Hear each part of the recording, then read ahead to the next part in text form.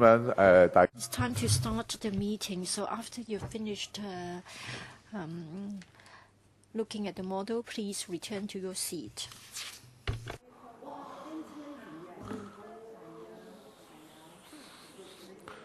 都夠人嘅，行即行開咗都夠人，4個啊嘛，1、2、3、4。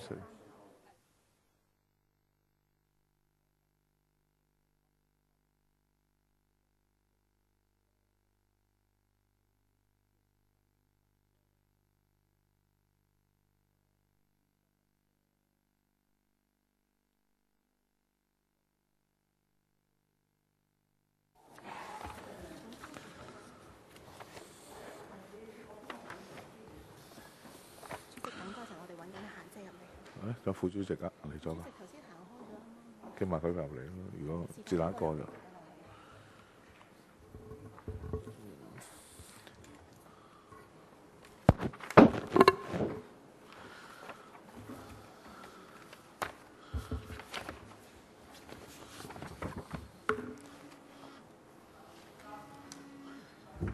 喂，阿哥，我晏晝先就中午再 call 你，好嘛？我而家。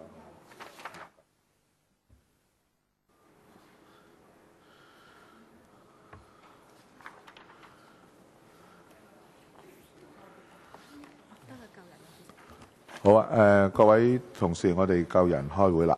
Good morning, members. We've formed a quorum, so let's call the meeting to order. At this moment, I would like to invite the administration and the team from the WKCDA to join us.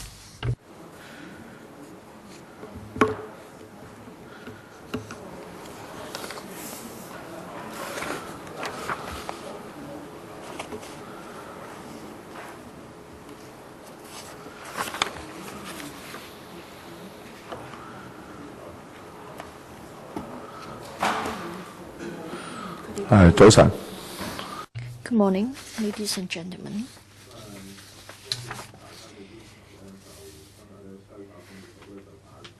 To respond to members' requests, the WKCDA has brought with them a model of the park to show members. Probably many members have already taken a look, so let's wait for them to be seated.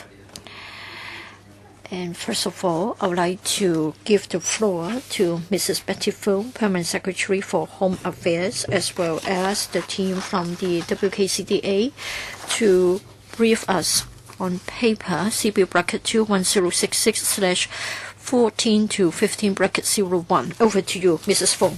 Thank you, Mr. Chairman. Good morning, members. In July last year, we came to brief you on the initial design of the park. We come here today to brief you on two items. First of all, the latest design. As the chair has said, there is a model in the conference room, and later on there will be a detailed PowerPoint presentation by the authority. And there will be an update on the Public Open Space Bylaw as drafted.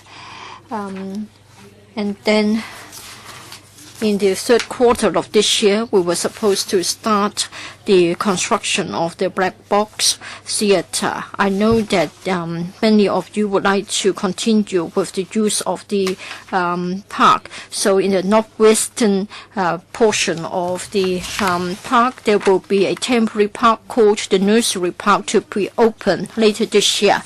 In addition to the temporary park, we are also organizing a number of events to take place at the nursery park. As I've mentioned, we have the draft bylaws of the park. We hope that we will be using the minimum restrictions to manage the park.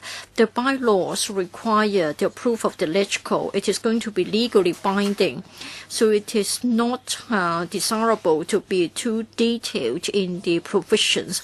But then there will be a number of guidelines on the part of the authority to assist them in managing the park.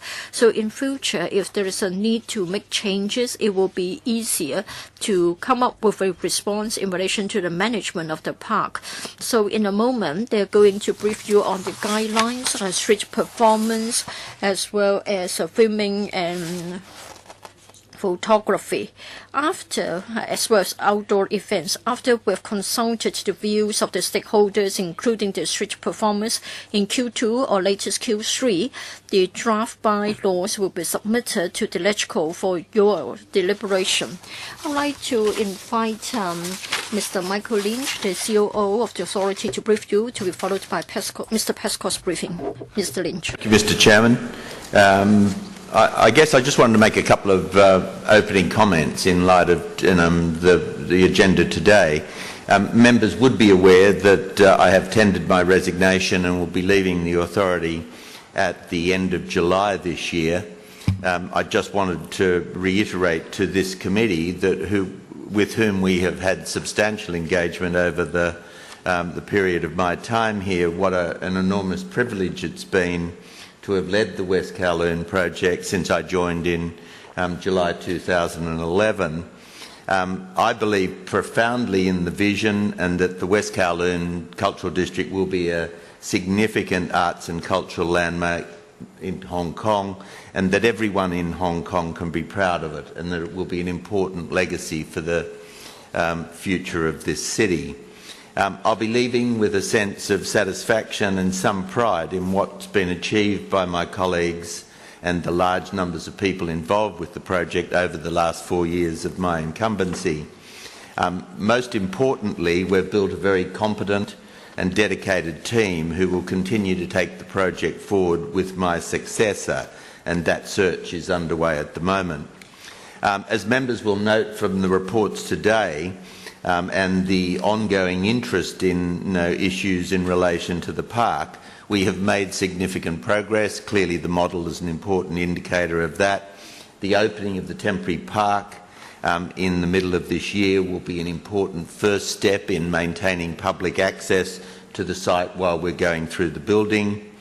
We're also planning to develop the area surrounding Artist Square into a mini West Kowloon Cultural District. And one of the things we'll talk about today is the reconfiguration of some of our performing arts venues to reflect both the time pressures, issues related to the railway project, and so that we can indicate some real progress on the overall direction of the project so that as to what will be completed by 2020. I think all of these underline our commitment of early delivery of the park, as well as some of the arts and cultural facilities. And I think that's an important issue in light of the discussions that have taken place here. The park is a really important addition to the public space of Hong Kong. We see, as we've indicated before, the idea of keeping it as open as possible, reflecting the aims and aspirations of the people of Hong Kong. I'm now going to ask my colleague Duncan Pescott, our Chief Operating Officer, to take us through the work that's been done on the development so far, the proposed open space bylaws and the guidelines that sit underneath it. And I look forward over the coming months to a couple more sessions with you before we say goodbye later in July. Thanks, Mr. Chairman. Okay. Practical. Thank you, Mr. Chairman. This is quite a detailed presentation, so I will go through it rather quickly. Starting first with the update on the park development. Just to give members an orientation, the park itself comprises the space at the bottom of the slide, down here, and has a number of major features. The large green area, the free space black box here, the art pavilion here, and existing structures which include the ventilation shafts for the Western Harbour Crossing and the Airport Express Railway. The other section that I want to draw members' attention to is this in the northern part, which is the temporary park, which we, as we've indicated, will be opening in the middle of this year. So there are a number of features within the park that are already identifiable, and the work will start on this, we hope, on the ground again towards the middle of this year. There are inevitably, with a site like this, a number of site constraints, not least, of course, the fact that we have the Western Harbour crossing going right through the middle of the site, and we have part of the Airport Express railway line going through another section of the site. This, of course, constrains the development that can take place within the site as a whole. Nevertheless, we've looked very carefully at linking the park into the rest of the West Kowloon Cultural District development, as well as into adjacent areas such as elements. And the pedestrian throughput will allow for very free access for visitors. Of course, one of the most impressive and imposing elements will be the waterfront promenade. It's worth saying that this will be inevitably developed in sections, comprising the section from here round to here being the first section of the park, the rest being completed as and when the site comes available, obviously, particularly as a result of the high-speed rail development. There will be a number of features within the park which are intended to give an element of texture and dimension to the park so that people will be able to use the park in a variety of different ways. This double edge design will allow for both height differential within the park and views out towards the harbour, but also within it will be embedded some of the retail and dining space that will be provided in the park, effectively hiding it and maximising the green space within the park area. Of course, there will be a need for ancillary facilities, notably toilets, restaurants and other things. We've looked at this from the point of view of distances. We don't want people to have to travel large distances to find facilities, so they've been located within reasonable walking space from any of the locations within the park. As I touched on before, there'll be a number of retail and dining opportunities. This is essential with the park located as it is at the western end of the district. These will be located within the double edge here and in due course in phase 2 towards the back end of the large green space. There will also be some support restaurant dining facilities for the black box to effectively act as a supplementary facility to that black box theatre.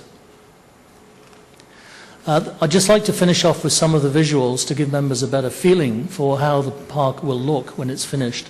As you can see here, the area will have both flat areas as well as raised areas, all of which will be disabled access. That's very important. We want no area to be blocked to anybody accessing the park.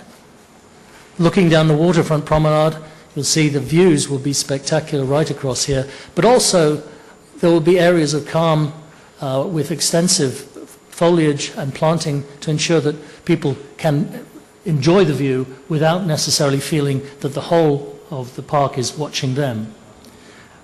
Nevertheless, there will be large open spaces, and at the back of this site you'll see the large green area which will be available for use casually during non-event days and also for more formal events, with the support structure of the black box theatre, the free space, providing opportunities for outdoor theatres and projections.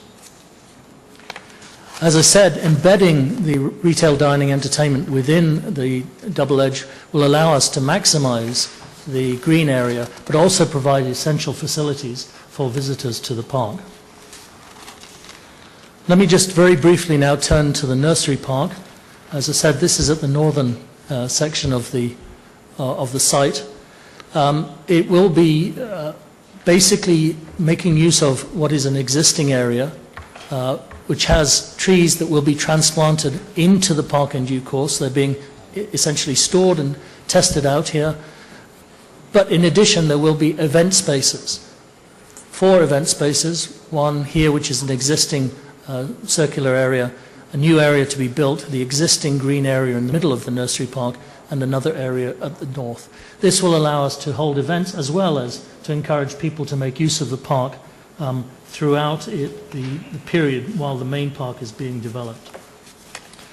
One other issue that we intend to look at is how we can make this accessible from the adjacent areas. Of course, with the Western Harbour Crossing, there's very good bus connections here, the MTR connection through the Tung Chung line, and we've been looking at how we ensure that this access is maintained throughout the period of this use of the temporary park.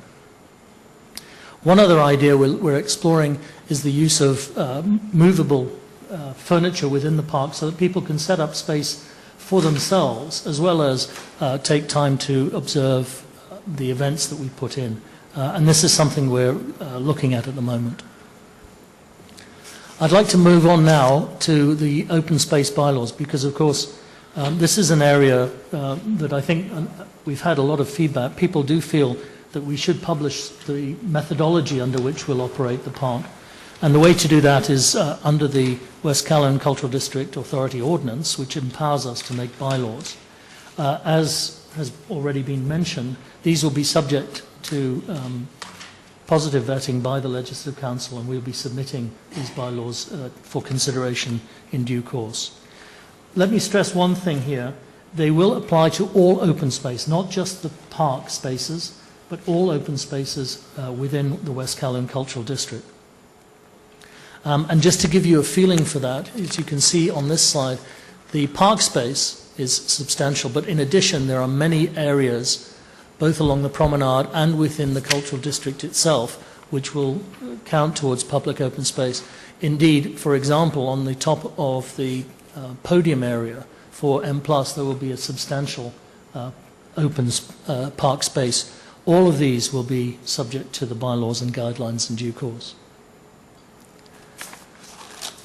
The philosophy, I think, is very important in this. We want the public spaces to be as free and open as possible, while at the same time, of course, it must be safe for all users, and there must be the opportunity to ensure that compatible users can proceed at the same time.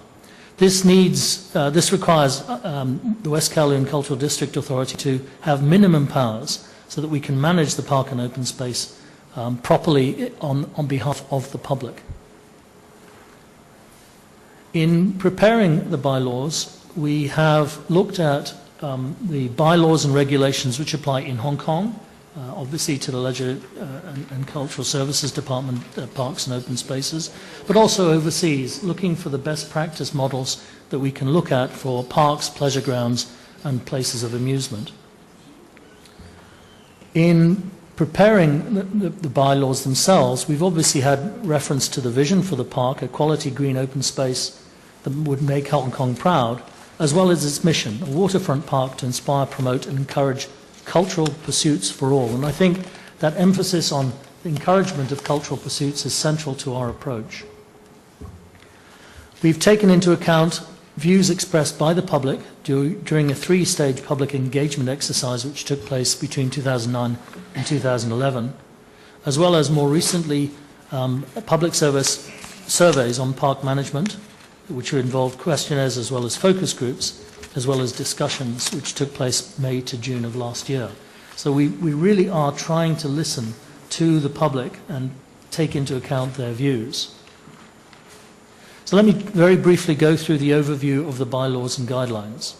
As I said before, these will give us the relevant powers, but they must be supplemented so that people can understand not just the legal framework, but also the practical implementation of how we will take forward the operation of the park and open space.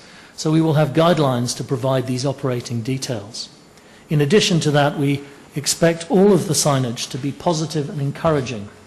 And these are just a couple of examples where we want to say, look, we may have to restrict access, but we won't say don't step on the ground. We'll say, look, be careful not to step on this area, allow our seedlings to grow, but feel free to hop, skip and jump on the paths. That's the appropriate place. So the approach is more positive because I think that sets the scene for the whole attitude. And of course, what we don't want to do is to say, don't do this, don't do that, don't enjoy yourselves. We actually want to say, enjoy yourselves in this open space and the park. Of course, areas may have to be closed off for various reasons, for maintenance, management, as well as for events and for public safety. So the guidelines intend to make it clear that this is something that will happen, but we want to strike a proper balance between special events and the daily use of the park and public areas by all of our patrons. Let me stress, for the event guidelines, we will be giving priority to arts and cultural events as well as public events, because we feel that reflects the basic ethos of this park and open space areas. Another area that was raised in a lot of the feedback that we've had concerns street performances. The basic bylaw will say that street performances will be encouraged, but of course will have to take place with permission. The intention is to encourage cooperation and mutual respect between street performers, businesses and other users. We will require a permit, but access to those permits will be very simple and very straightforward, and is intended mainly to ensure that street performers can perform what they claim, but also that they can do so safely in an environment which is, of course, open to the public.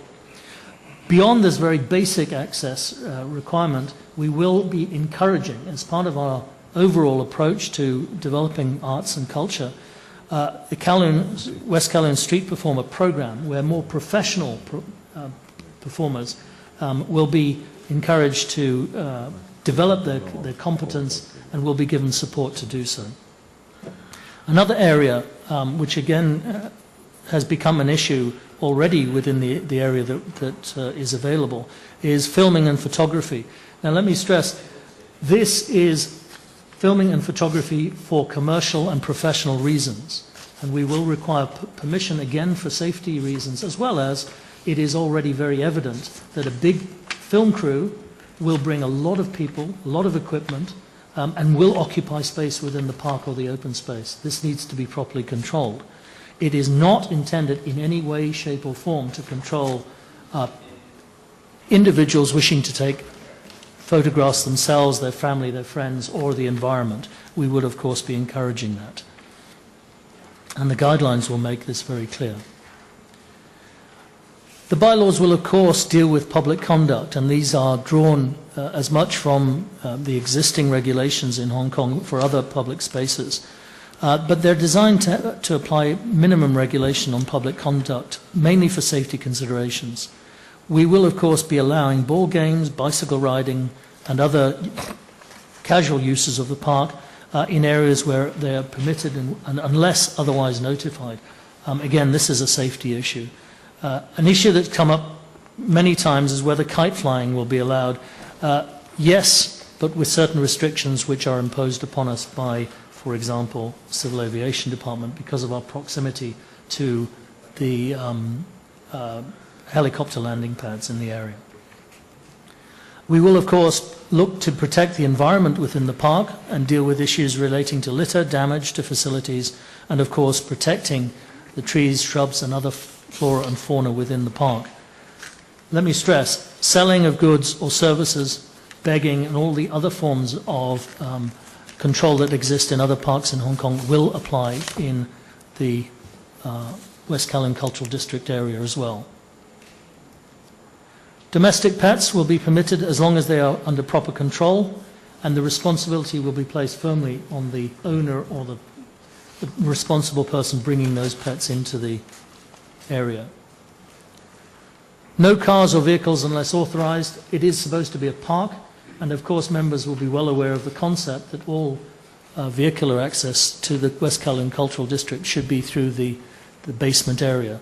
Of course, we will have to provide access for disabled, for example, and public transport in appropriate locations. That will be covered within our management systems.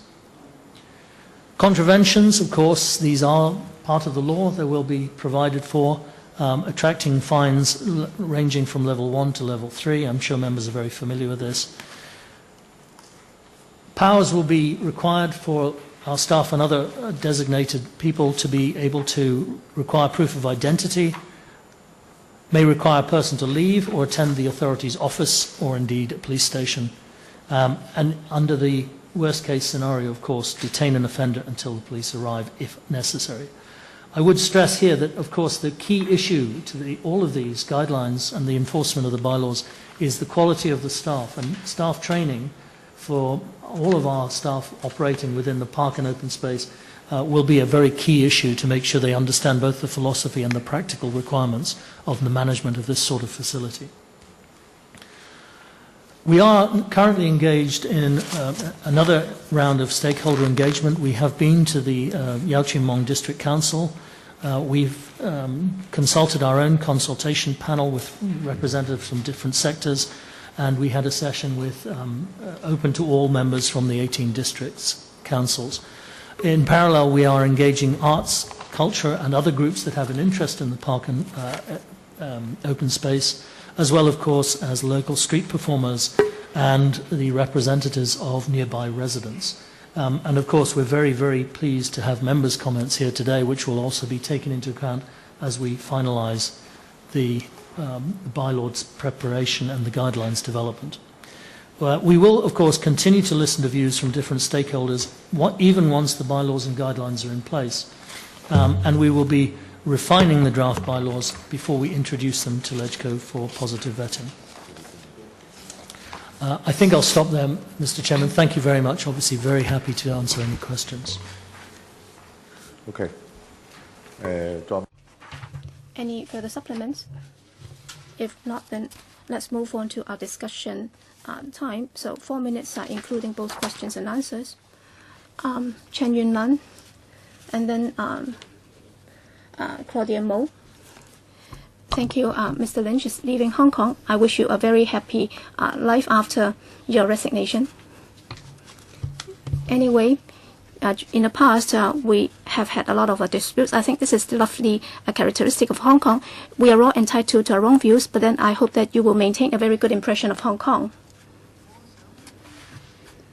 I'd like to raise a number of questions. I'll try my best to do it within my time. With regard to the construction of the West Kowloon Cultural District, well, like M+, is very expensive, and even for the Sichu Center is also very costly. Well, many people have told us that if you look at the experience in Taiwan and elsewhere, how come it's so expensive?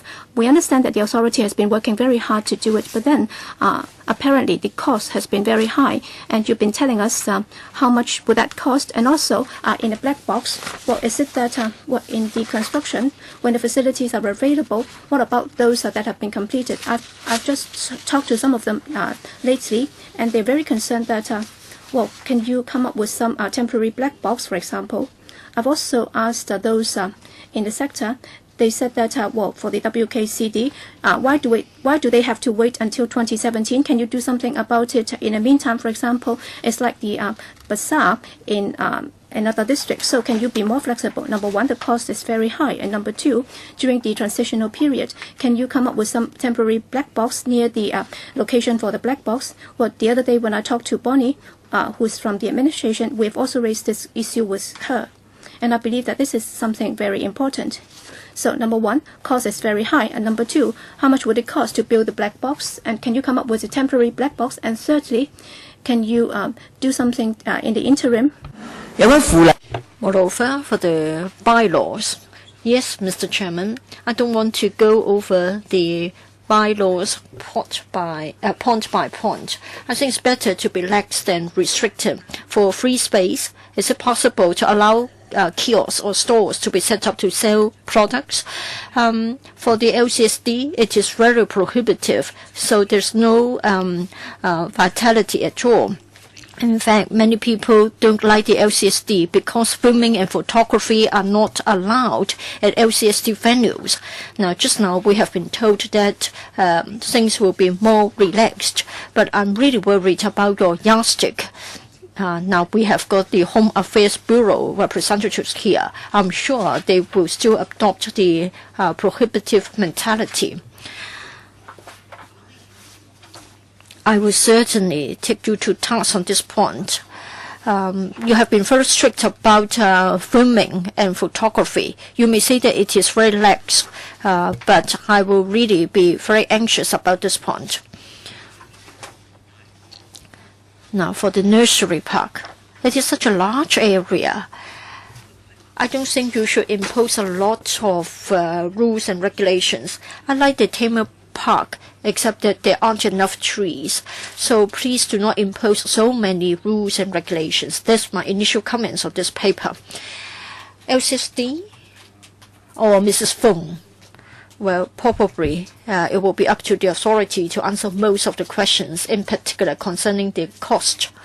Just now, Ms. Chen talked about the bylaws. When Mr. Prescott gave the briefing, time and again, he emphasized that for the park and the public open space, they will be managed very differently.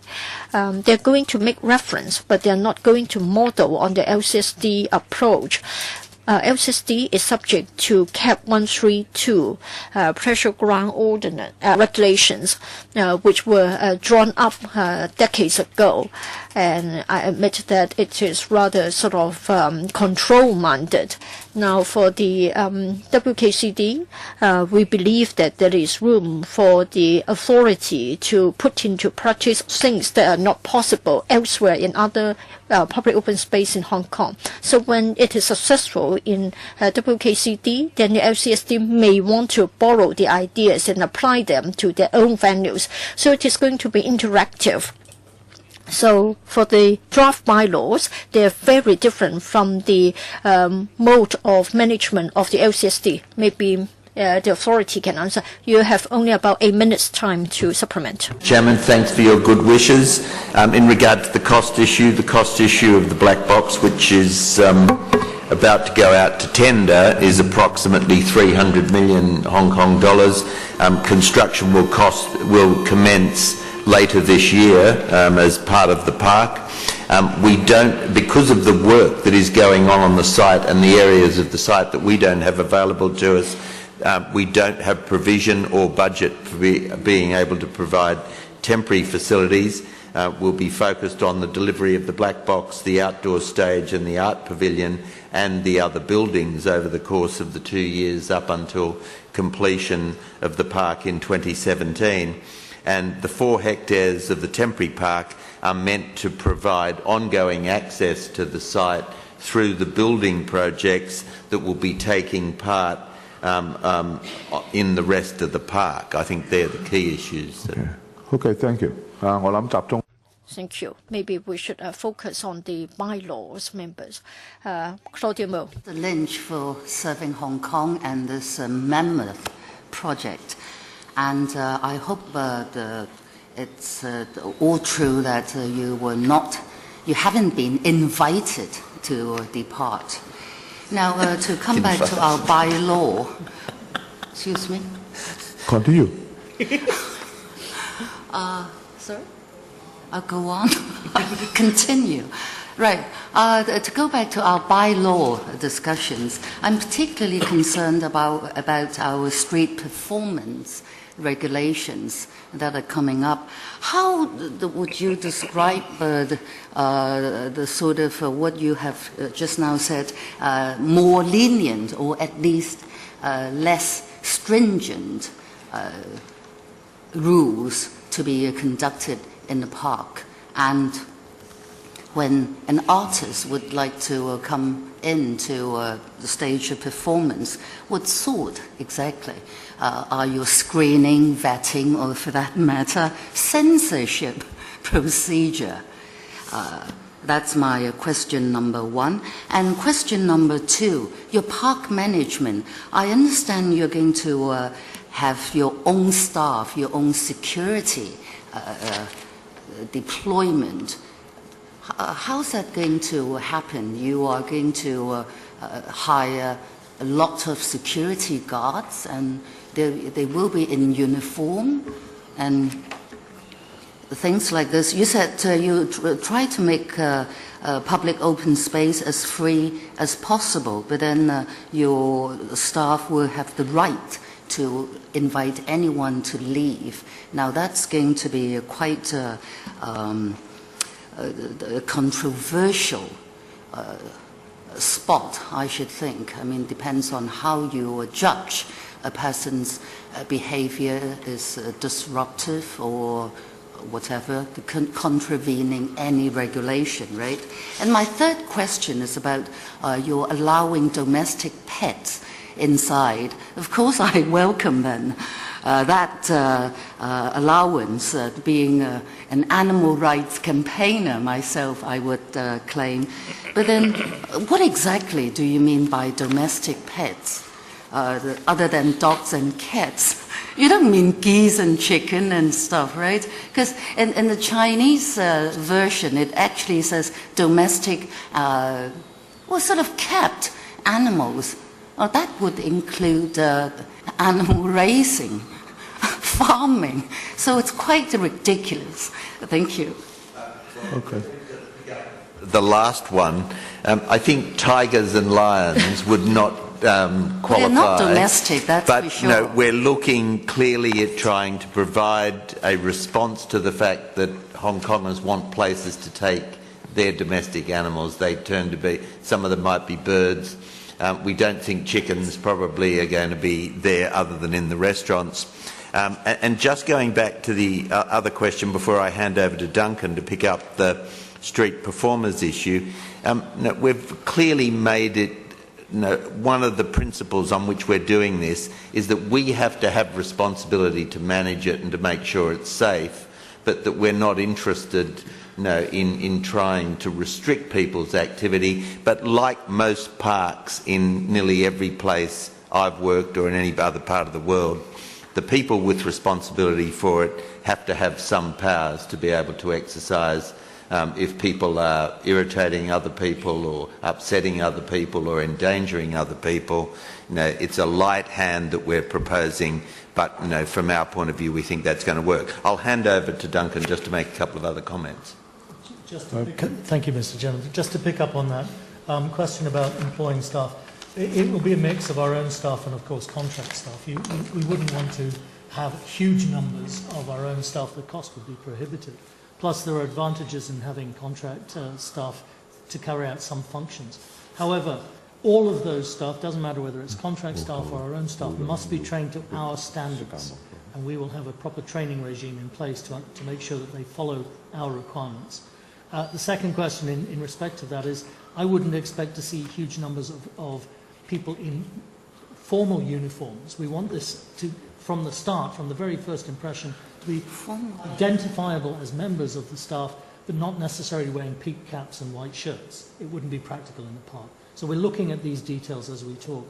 In terms of vetting, I don't see it as vetting street performers. I really see it as making sure that when someone comes in and they claim to be able to juggle, they can juggle. Okay. Simple as that. It's very basic. If they claim to be able to juggle with flaming torches, I want to know that they can do so safely and in a manner that isn't going to cause damage to members of the public. That's basically as much as we will be doing at that initial stage. Can they do what they claim they are able to do? It's simple. And it won't be very onerous. The second level, which is a far more important area, is if someone has a special expertise, some form of, a multiple group type performance, then we would want to know that they may want to develop their capability and we can help them to do that. So it's a two-tier system. The very first tier is very simple, very basic, and it just says, yes, this person juggles. The next person who comes on may play the bagpipes, for example, which I would personally not like. Never mind. Okay, thank you. Thank you, Mr. Pesco. Ms. Sit Hong, I will monitor Mr. Michael Lynch until the last minute. Well, for the bylaws, we have been watching its development for a long time. Let me check with you the legal status of the bylaws. May I turn to paragraph 10 of your paper? It says the existing laws in Hong Kong which regulate conduct activities in public places will apply to the POS in the WKCD. We have got the we have also got a very restrictive rule covering the pleasure grounds, or even Hong Kong youth venues will be subject to it. And sometimes the government can be so selective as to apply it to the statue of the democracy goddess outside the Times Square. I want to know whether that piece of legislation will also be applicable, or whether your bylaws will have the overriding effects. I don't know whether we have got a legal advisor here to advise us on this point. And then for the draft bylaws, there are 2 points that I wish to comment on. First of all, it seems that quite unlike the principal ordinance, we haven't got a set of a positive list about the functions and powers, etc. Well, in fact, when we first considered the WKCD ordinance, we talked about the functions and powers of the authority, and I do hope that they will cover the points under the ICRA. That is, we are all equal. I think if you write your powers and functions into the bylaws as well, that's much better than saying no to this and no to that, because when you implement or enforce the bylaws, there will certainly be many gray areas. Like the SARG, the government can still say that it is applying the laws, though it is in fact suppressing us. Let me cite an example, like littering. Littering, the word litter. In your bylaws, if I may turn to point 4 of part 3, it can mean soil, dust, etc. Now, for a park, of course, you have soil, and then you have the withered leaves. If somebody would like to play with sand and throw it out, or he would like to play with the withered leaves, the yellow leaves, will he be breaching the law? Anyone who's sensible will not say that he's breaching the law. This child is not breaching the law. But then given the government that we have today, he may be prosecuted. So I want to know which has the overriding effect, the usual ordinance, the existing laws, your principal ordinance, or this set of bylaws. Moreover, towards the end of your draft bylaws, that is part 10, point 6. I believe that you are trying to use 6A and B to resolve the point raised by Mr. James Toh concerning enforcement. You were saying that the person can be detained before turning him into a police station. Would that involve the use of force? If you don't, you may not be able to detain him. But if not, then do you have any guidelines concerning the use of force? Will it be excessive? Who's going to answer this question? Mr. Prescott. I think that there are 2 points I really want to make here.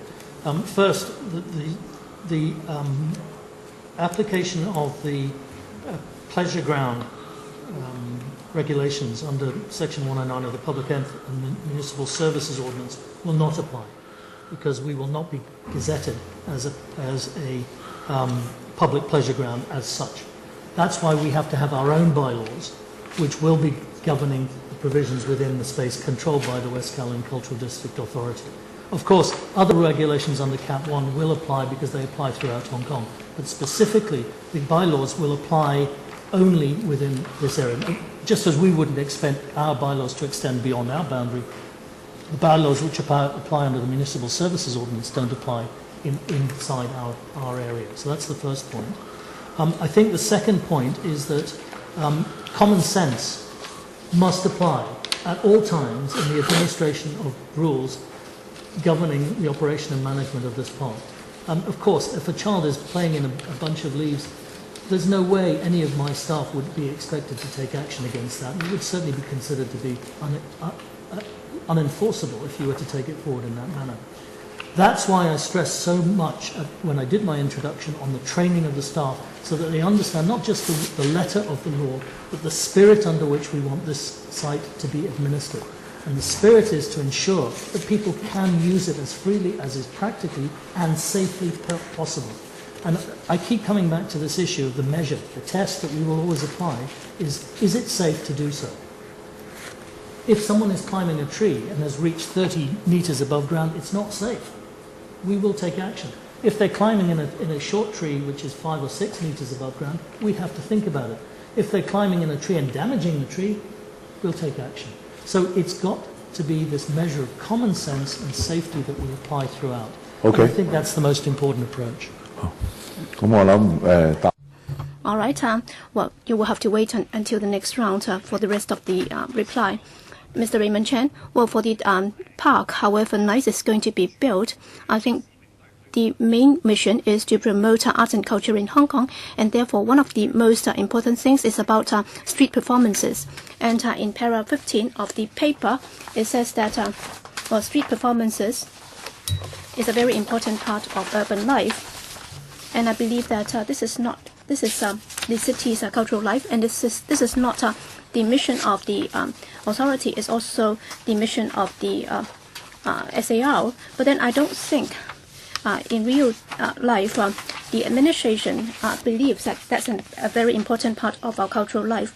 And now the park is going to implement this permit system for street performances, and if it's successful, then the HAB can also try to make reference to it and come up with a street performance policy. So with regard to the street performance permit, I do have some comments and some questions. I think it's very important if it's managed well, so whether or not it's going to encourage more people to perform street performances, or are you going to chase people away? That would also make a difference. Well, Mr. Prescott said that it's going to be a very relaxed policy. I don't think that's true, because you can see that some of the restrictions are very restrictive. For example, with regard to different stakeholders, you do have an expectation on their attitude. You think that the best is to work out an agreeable approach, but then for street performers, they are not supposed to take any advantage, and they should not be interrupting people passing by, and they should also get a permit before they stage any performances. For example, if there are any interactive performances inviting the audience to take part, then they might have breached the rules. And if you involve animals in the performance, for example, if you involve monkeys in the performance, then you will have to become a member of the scheme. In other words, you will have to get a 10-year permit before you can do it. Or else, once you breach the rule, then your registration can be revoked, and no new permit would be issued by the authority. So this is a very heavy penalty.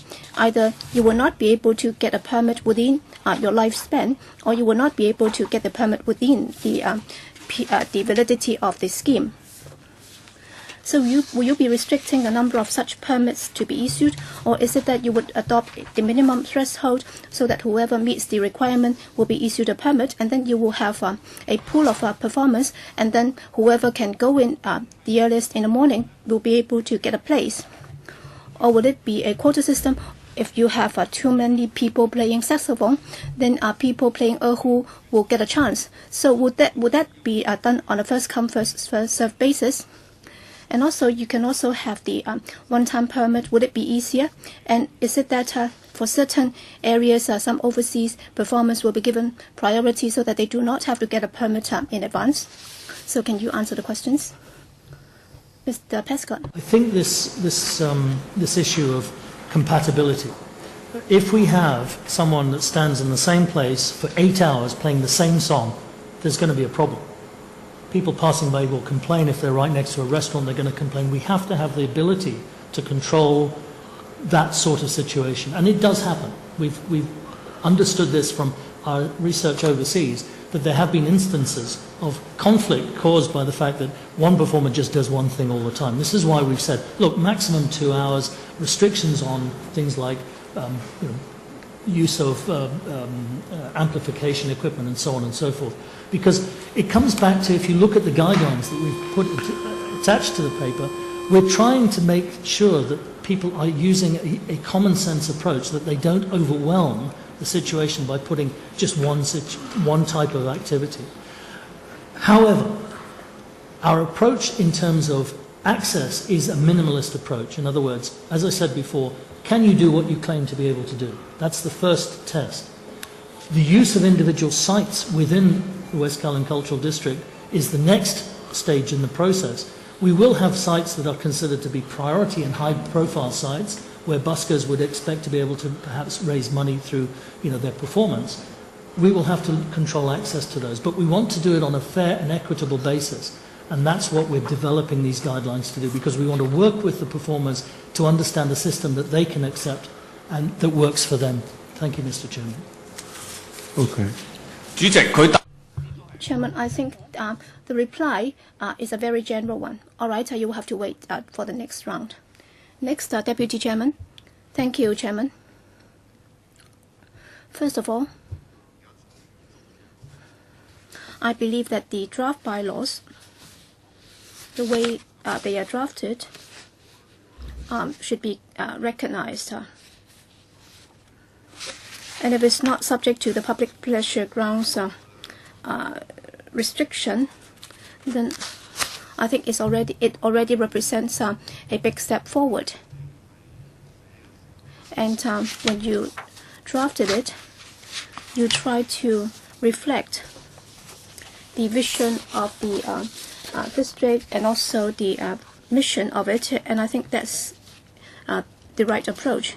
But then I have a question. This is with regard to the vision, that is to create a quality green open space which Hong Kong people can take pride in, and also it should also become a place that can encourage arts and cultural activities. So in the bylaw, such statements cannot be found.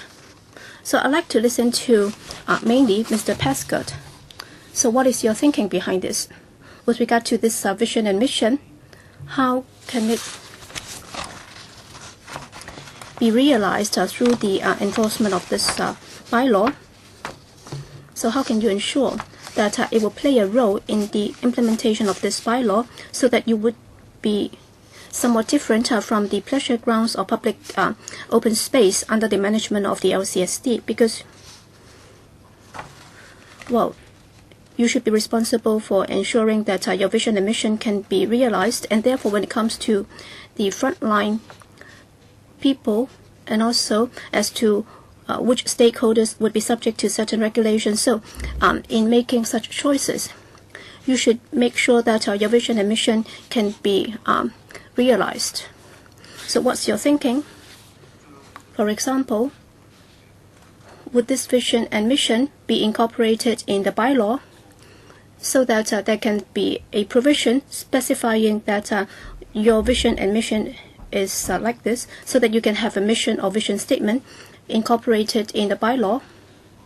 Or would you consider that in enforcing the bylaw, if you have to make a choice, then you would make sure that this vision and mission would be the basis for any action to be taken under the bylaw, and if any action under the bylaw is against your vision and mission, then it should be replaced. So how are you going to implement this?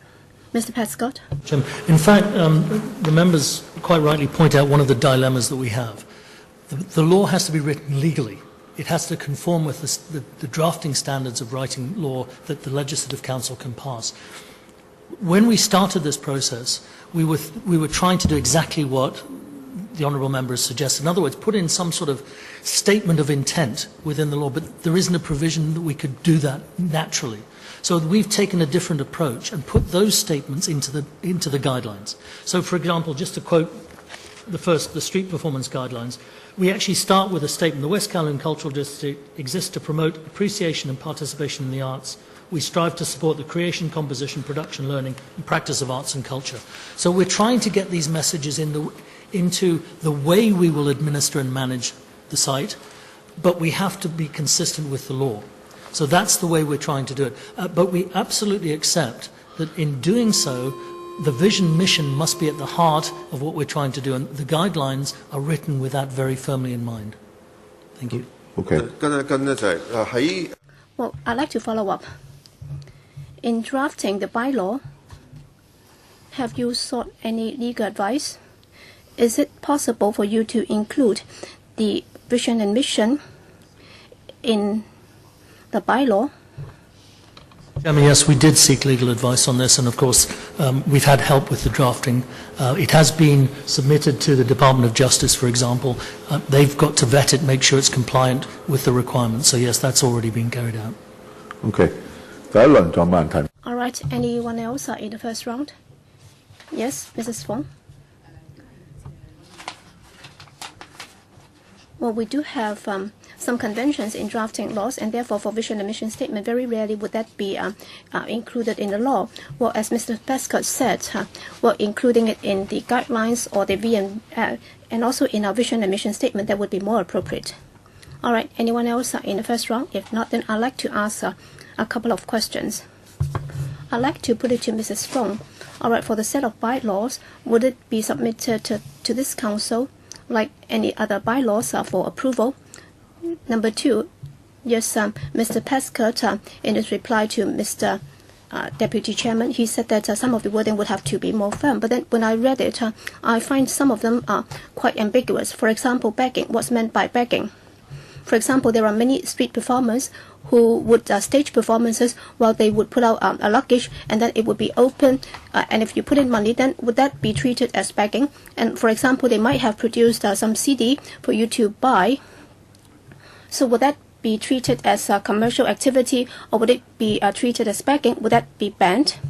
And also you talk about photography, because I like taking pictures too. So what would be interpreted as commercial filming? For example, if my daughter would like to take pictures of a wedding in her wedding gown, so would that be treated as commercial filming or photography? So how do you prove it? So what are the criteria in assessing whether or not a certain photography would be commercial photography? And there are also short films, and the HAB also encourage such activities. All right, if there is a group of people taking or shooting a film, so would you be able to tell if it's commercial? So how would you assess it? So can you tell us? Well, I'll try to answer the first question first. Well, this bylaw will have to go through positive vetting by this council. So it's positive vetting. So it's not like 21 plus 28, that is negative vetting. So they will have to go through positive vetting by this council, and the earliest would be in the second quarter that will be able to submit it or table it before this council for approval. Mr. Prescott. If I can refer you to the guidelines on page 3, in the English version at least, we specifically deal with this issue of raising money in commercial activities as a part of a busking activity. And the logic here is, if people are trying to market something they have created themselves, be it a song or a model or an artwork, then that's acceptable. But if they are trying to hawk or sell products from a variety of different places, that becomes a prohibited activity unless it's authorized. So it's a very clear distinction, and we have addressed that in the guidelines. And we believe there should be no problem in enforcing that aspect. So you cannot sell any, you cannot engage in any trading. For example, if someone is a saxophone player and they have a CD of them playing a saxophone, they can sell that CD because it's something they've created themselves. But if they're selling world-famous saxophone players from the US and Australia, that is not acceptable. It's that distinction. By themselves, that's okay. That's okay.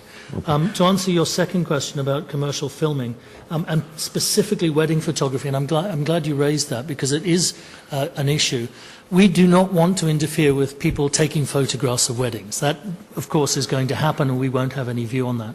But if a company regularly uses our venue for filming of weddings from a professional point of view, we will have a look at that. And of course, we would expect them to register and get approval for that. Not necessarily because it's a problem, but it's because they're using space within the park which could otherwise be used by members of the public, and I think that's the important issue. But these are the sort of refinements in our approach that we will be looking at to encourage people to use the park for casual photography, absolutely, but it's when it becomes professional. And as many members will be aware, wedding photography in Hong Kong is big business. They bring a lot of equipment, including makeup, including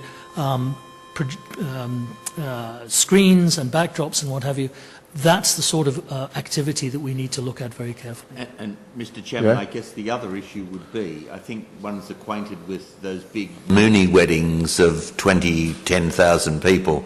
They're the sorts of events that we would have to control if people decide that they want to get 10,000 people married on the site. They'd only be able to do that with permission, and I suggest that's probably unlikely to be available as an option because it would completely disrupt the rest of the public's use of the park.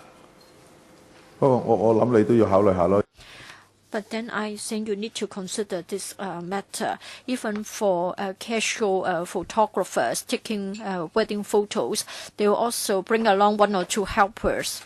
How do you For know you or he is your daughter? consensual or not? 自己或者同為你個女影婚紗相冇問題。Please go back to consider the details. I don't want to take up too much time. Emily Lau, sorry for being late. Mr. Chairman, if I may ask this question. Now, understand that the bylaws will come back to the LegCo for approval, right? That means we'll carry out a public consultation exercise. If you think that you have already done an adequate job, then probably there won't be too much controversy. Otherwise, a lot of people will come here to attend the public hearing, just like what's happening next door about the 3rd runway. So in that case, you may need to change the venue to the Hong Kong Stadium to accommodate more deputations. Now, my question. Now, the bylaws will be different from the LCSD rules and regulations. We have got the permanent secretary here, so she knows. Sometimes certain things of the LCSD are not acceptable to the public, but we're not here to talk about the reform of the LCSD. I think if your bylaws are good, the bylaws will become a reference for the other LCSD venues. I agree that it should be as free as possible, but still we need to maintain the order. And in some cases, people who go to a park are very noisy. Say, for example, they sing, and then this has been dragging on for many years without any solutions. Another point is about the cleanliness of the park. It is important. So how are we going to achieve a balance? You allow animals to go to the park. Yes, I agree. There are more and more pet gardens and pet parks. Many pet owners are really anxious about their pets. But then what should be done to make sure that they can enjoy the park while not disturbing others, not littering the park? So balance is most important. In addition, are you going to set up a consultation committee or something like that so that regularly you can receive input from the stakeholders? Or do you have a regular platform to receive feedback from others? A couple of things then. Cleanliness of the park. I think this is actually one of those management issues that we need to look at. Mr. Pascoe, can you please speak into the microphone? Sure. Otherwise, no one can hear you. The cleanliness of the park, it's a management issue that we need to look at. The first logic is we want to allow people to bring their domestic animals, their pets primarily. And food and drinks? Well, again, we're not going to restrict food and drink if people bring it themselves, but if they try to take up space, for example, for barbecuing, a hangi or whatever, that would be restricted. Because there are degrees of tolerance that we have to look at. And I gave an answer to an earlier question about common sense. And the key issue here will be the training of our staff to apply common sense in every context. As long as the activity is not unsafe for other users. So, for example, if someone doesn't pick up after their dog or cat has made a mess, that's unsafe, that must be dealt with. But of course, as long as they look after the dog properly, then that would be acceptable. In terms of the consultative committee idea, this is something we are looking at. Of course, we already have a consultation panel within West Kowloon Cultural District as one of the authority channels through which we get advice from the public, and that contains a large cross-section of different people from the community. And I'm certainly looking at perhaps having different interest groups within the park, because I think, there'll be people who are interested in the flora and fauna, they'll be interested in the artworks, they'll be interested in the cultural activities. We can tailor different groups to pick up on those interests. I think that's a very useful suggestion. 主席，我簡單講講，因為由你 Let me be brief. When you go to country parks, they used to be very good. Nowadays, we've got many complaints saying that they are too dirty. On the one hand, it is said that the government is not cleaning up the country parks too frequently. So it is important to keep the place clean. If it is very untidy, then it is not good.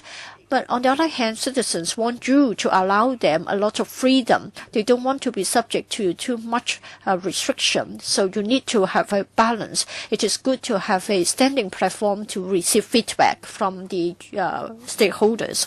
Helena Wong, it is said that in the paper, it is said that when drafting the bylaws for the park, the authority has taken into consideration the Australian, Canadian, UK, mainland models concerning well-known parks in such places. But I don't think you have set out clearly in your paper as to which model you have picked, or is it a sort of a summary of all those other models, and which model is best for Hong Kong? Taking into account best practice across many countries. We've looked closely at parks like Centennial Park, Central Park, Hyde Park, in 3 different countries, and then we've looked at the rules and the regulations and the bylaws and have come up with something that we think best reflects some of the pressure points that have been raised by LegCo over many years in regard to the park and the existing rules that on the LCSD parks in Hong Kong, and come up with something which we think is a good addition to the way that it works for us as the body responsible, but it works for the people who are going to be using those parks. OK， 炒埋一碟。主席即係話冇一個。So a composite one. In other words, we are not modeling ourselves on a particular country. So it is sort of an integration of different practices. Is that the case? Yes, I think that's what they're saying. Mix up. So sort of a mixture, like stir fry. So if we are not borrowing the model from any particular country, we have got the Ocean Park, the Disney Park, and other LCSD parks. What about the management modes of those parks? How would they be different from the model? Disney Park, Ocean Park and the LCSD parks. But I think the pressure that's come from the LegCo over all of the discussions was that this park needs to be different, and what we've tried to do is to pick up the very best practice, the best ideas we could find from other places, recognising this is not like Ocean Park or Disney Park where you have to pay an entry fee. This is a park for everyone, to be made as accessible as possible. So the models for Ocean Park and Disney Park do not really provide us with the best examples, and we clearly have had lots of discussion with the LegCo Subcommittee on the LCSD parks. We've talked to LCSD, we've talked to the community through the stages of public engagement to ensure that what we're coming up with is going to be broadly acceptable to the community, to the users and to the people who have responsibility for actually running the park. Okay. Yes, please continue. Let me ask another question. For the bylaws,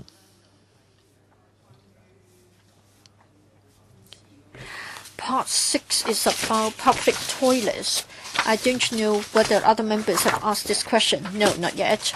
Well, you stay in the park for quite a period of time, so it is important to have the public toilets. But then you haven't mentioned Part 6 public conveniences. You haven't got toilets for the disabled or for both sexes, unisex ones. What about those age 5 or above? If a child can't go to the toilet on his or her own and not accompanied by an adult of the other sex, so what's going to happen? What can they do? Disabled toilets which are not designated male or female, so they will be usable by people who need support and assistance. I think we will not support the way of using the disabled toilet for those carer, because they are not all are disabled, right? Or they are disabled in different sense. So I think you will also jeopardize the need and right of those disabled persons. Perhaps we can take this one offline and discuss it separately, because I'm a little bit confused about the issue, I'm afraid, Mr. Chairman. The issue is that for those carer, they may have to take care of the relatives which is over the age of 5 right. and in opposite sex. Right. And according to the draft of this ordinance, they will not be able to take care of them. Well, they will through the disabled toilets. Yeah, I mean disabled toilet cannot be used as a carer toilet. The concept is wrong. Sorry, that's exactly what a disabled toilet is. It's intended to allow people who have disabilities, that have more space, or who require assistance to be given that assistance. That's exactly what the purpose is. OK， 我諗咁啦，你都要留意下嗰啲。All right, maybe. Now, as someone who is disabled, I think we've put a lot of effort into the idea of ensuring that the universal access responsibilities are very clearly dealt with in both the design of the buildings and the design of the park, and that those issues are well covered in all the discussion that's taken place. Okay. All I require is that you plan to have some gender neutral toilet. 佢聽到你嘅意見，佢自己翻去諗啦，好嘛？時間就夠啦，第二輪嘅咧就何。I think your point is noted. Sit hold, second round. Yes, let me follow up on the question asked by myself and the Deputy Chair. That is, you need to have a mission statement being incorporated into the bylaws. Well, for the WKCDA ordinance, you do have your functions placed at quite a prominent place in the ordinance and in the earlier part of the ordinance. So in the bylaws, maybe in your in the long title, you should also set out the mission or the vision. That is, you would like to carry out the functions of the authority. I'm sure the DFJ can give you the expertise advice. You can find a way to incorporate the mission into the bylaws so as to bring out and address our concern. And then Part 6, public conveniences. I think it's time for us to review it in relation to public conveniences. I think for this part you are following the practice of the laws of Hong Kong. Other than the transgenders as well as the carers, their needs are not being taken care of. Moreover, this is contravening the criminal laws of Hong Kong. Currently, in shopping malls, we have family toilets, so that family members can share the toilet. Just across the road at Pacific Place, you get the family toilets. In other words, the entire family can use the toilet. You don't call it a male toilet or female's toilet. Now, in fact, the criminal age has been raised to 10 years old. Now, you say that the subsection does not apply to a child under the age of 5. Well, what about children between the age of 5 and 10? They may not be able to tell what is right and wrong. So I'm afraid this is contradicting the criminal laws of Hong Kong. So please reconsider this matter. 其實我哋都會好擔心咧，會唔會重複即係西洋菜街嗰個情況？因為有啲街頭表演者咧覺得即係發出好巨型嘅聲浪咧係佢嘅權利嚟嘅。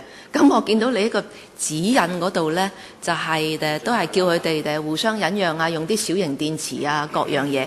咁其實太小型嘅音響咧，出嚟就真係噪音，就唔係靚嘅。But then if you use small-scale loudspeakers, then the sound quality would not be very good. But then if they are not able to respect one another, if they are not able to respect the venue, then quite likely they're going to repeat the situation in Sai Yong Choi Street. Yes, West Kowloon is quite far away from residential developments, not like Sai Yong Choi Street, which is very close to residential buildings. But then if you just rely on the guidelines, then I'm afraid that even if they manage to get the permit, when they try to fight for their right to generate noise, then there might be problems. So in your guidelines, do you have a clause saying that you might revoke the permits in certain circumstances? Yes, Mr. Prescott.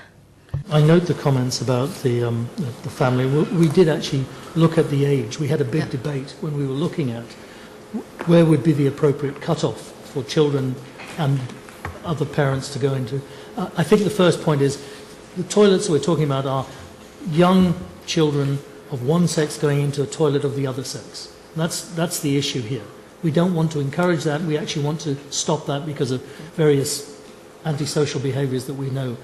There will be other toilets that are not specified as male toilets or female toilets where these people, if they need support, can go in. That, I can assure you, will be the case, just as I've said before.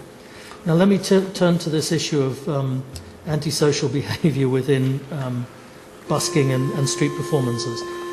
Let me stress, we are not the same as Sai Yong Choi Street. We control the area. We have responsibility. The bylaw will give us the power to deal with those issues. I don't think that there would be an issue. Having said that, of course, we do need to be transparent in the way we manage and administer this, and that's why the guidelines contain details such as the use of amplification equipment, duration, and so on and so forth. Because we don't want to get into a dispute when we start, because people say, well, no, I didn't know what the rules were.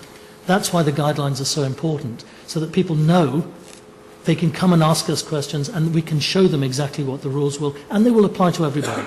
They will be consistently applied throughout the district. And I think that's the most important aspect of what we're trying to do here. Okay, 下一位陳志全。 Next, Mr. Raymond Chan. Thank you. I'd like to follow up on my earlier group of questions. First, on the permit system. So is it that after you have applied for it, then the permit holder will be able to stage performances throughout the year, and it's done on a first-come, first-served basis?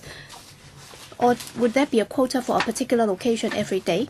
And second, if they use pet animals in the performance, then they will have to become a member of the scheme first.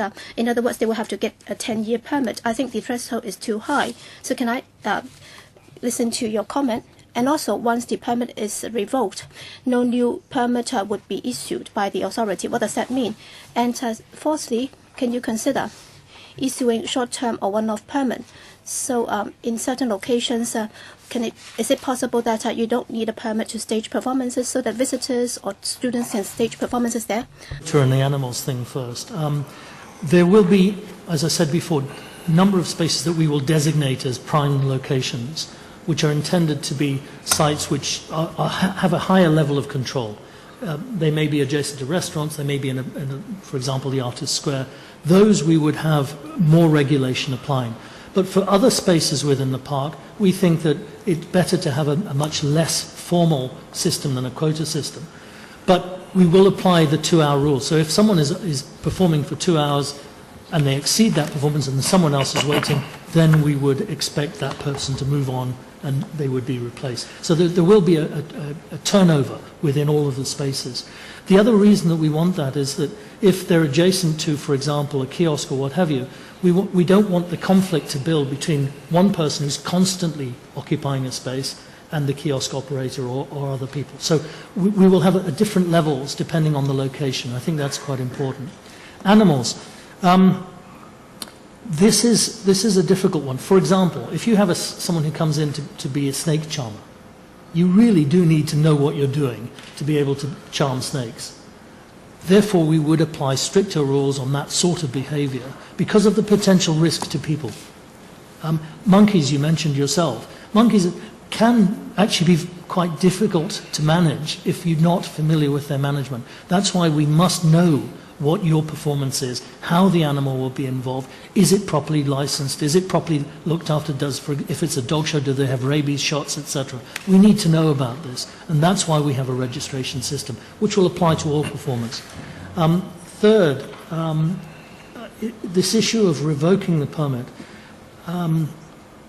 the intention is that we work with people.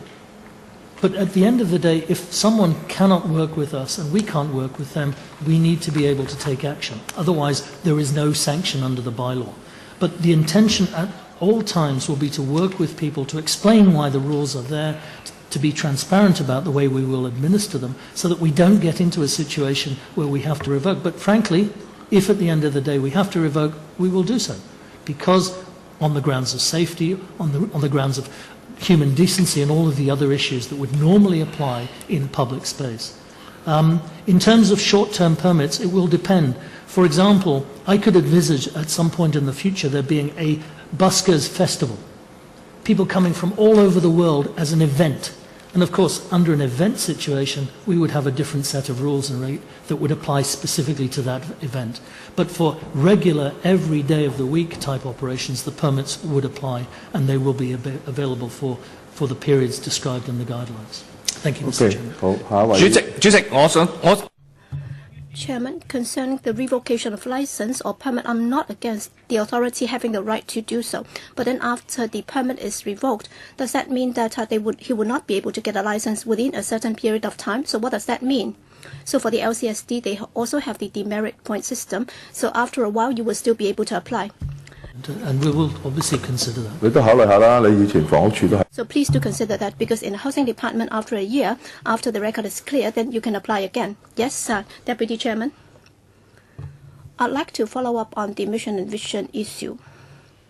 Just now, Mr. Prescott, you can actually go back and take a look at the WKCDA Ordinance, Section 4, Bracket 1, and Section 4, Bracket 2. Well, Section 4.2, I can read out the English. Perform its functions under subsection 1 in ways which aim to achieve the following objectives. And then it was listed under subsection 2 from A to N some objectives of the WKCDA. I'm just wondering whether a similar adaptation or an adaptation similar to 4.2 could be included in the bylaws. For example, to say that the authority shall enforce these bylaws only in ways which aim to achieve the following mission and vision, something like that. Or perhaps you could consult your legal experts to see whether it is possible to introduce a preamble to the bylaws to reflect the mission and vision statements. That, I think, would really be helpful, and that would also stand these bylaws apart from those made under Chapter 132. All right, this is point number 1, and Mr. Prescott might care to respond to that later. But what I'm most concerned about is about street performances. In fact, I welcome this mechanism for people to apply to get a permit to stage performances. But then, Mr. Chairman, if the guidelines on street performances and also the guidelines on organizing outdoor events, if you compare those, then you'll see that for the outdoor performances or outdoor events, there is an application procedure, and it says that the authority will set up a committee with outside stakeholders, and the authority's views will be consulted. So I'd like to ask you, with regard to street performances, what's the procedure for application? Would you be setting up a committee which is responsible, because there is no reason why every application will have to be submitted to the board, which is chaired by the Chief Secretary for Administration to vet? A couple of points. I would love to write into our bylaws the vision mission statement. I'll have a look at that, because honestly it helps us. That's exactly what we're trying to do. So we'll have a look at it, but so far we've not been able to come up with an appropriate wording. So I can't promise that we'll be able to, but we'll certainly have a look at that. On the application procedure, no, the basic procedure will be very simple, no reference back to the board.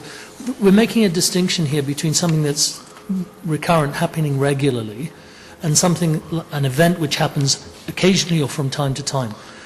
Particularly because an event will take up space. It will be either for hire or for occupation purposes. It will restrict access to for the public to those spaces. So we need a different approach for events to these informal, as I would regard it, street performances. So it also coincides with our philosophy that we want to encourage street performances as far as we can, as long as they're done safely. So it's the safety angle that we're really looking at. And that's why we won't be referring to committees or what have you for the basic permit. That's a very simple, come along, our staff will see that you can juggle, go ahead. Okay, 劉慧卿。主席啊 Miss Emily Lau. Chairman, there are a number of things that I'd like to raise. All right, on street performances, in fact, many people are doing that already. So as to the application procedures, how are you going to put in place the arrangements? I hope that everything will run smoothly. And also for the catering facilities, I am in favor of that too. But then how are you going to make sure that they will be clean and be compatible with the surrounding environment? That's good, because you don't expect people to just sit on the lawn, but then you can't have too many such facilities. I hope that there can be a balance properly struck. And also within the park, I hope that there can be more benches for people to sit on, and they should not be required to sit on the lawn all the time. And then on public conveniences, in particular for female toilets, there needs to be sufficient number of cubicles, because we have seen a few toilets, but then I don't want to see people queuing up everywhere. It would be very troublesome. And also on filming and photography, well, sometimes in LCSD venues, we would give interviews, and then the reporter would bring with them a camera and also the equipment. Of course, that's from a TV station, but then we are not charging anything for that. So do you have to be so strict about that? So can you explain that a bit more? Yes, Mrs. Fong. Thank you, Ms. Lau, for your questions. On giving interviews, well, in fact, the LCSD and also the authorities' practice would be the same. If it's a news report and news interview, there is no need for advance application. But then for frontline security staff, they might not understand the rules. And if it's a commercial filming, of course, they will have to apply in advance. I think that's the same for both the LCSD venues and also the WKCD venue. But then for street performances, do you need to have very detailed provisions so that people will know that it's fair, or else there will be a lot of disputes in the future?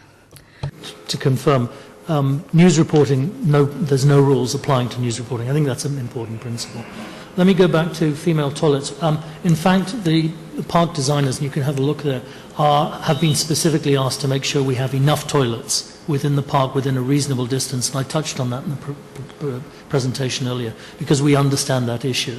So, for example, the toilets that will be adjacent to the black box will be available for the public to supplement the regular toilets elsewhere within the park. So we're looking at that as a specific issue, and I thank the member for that comment.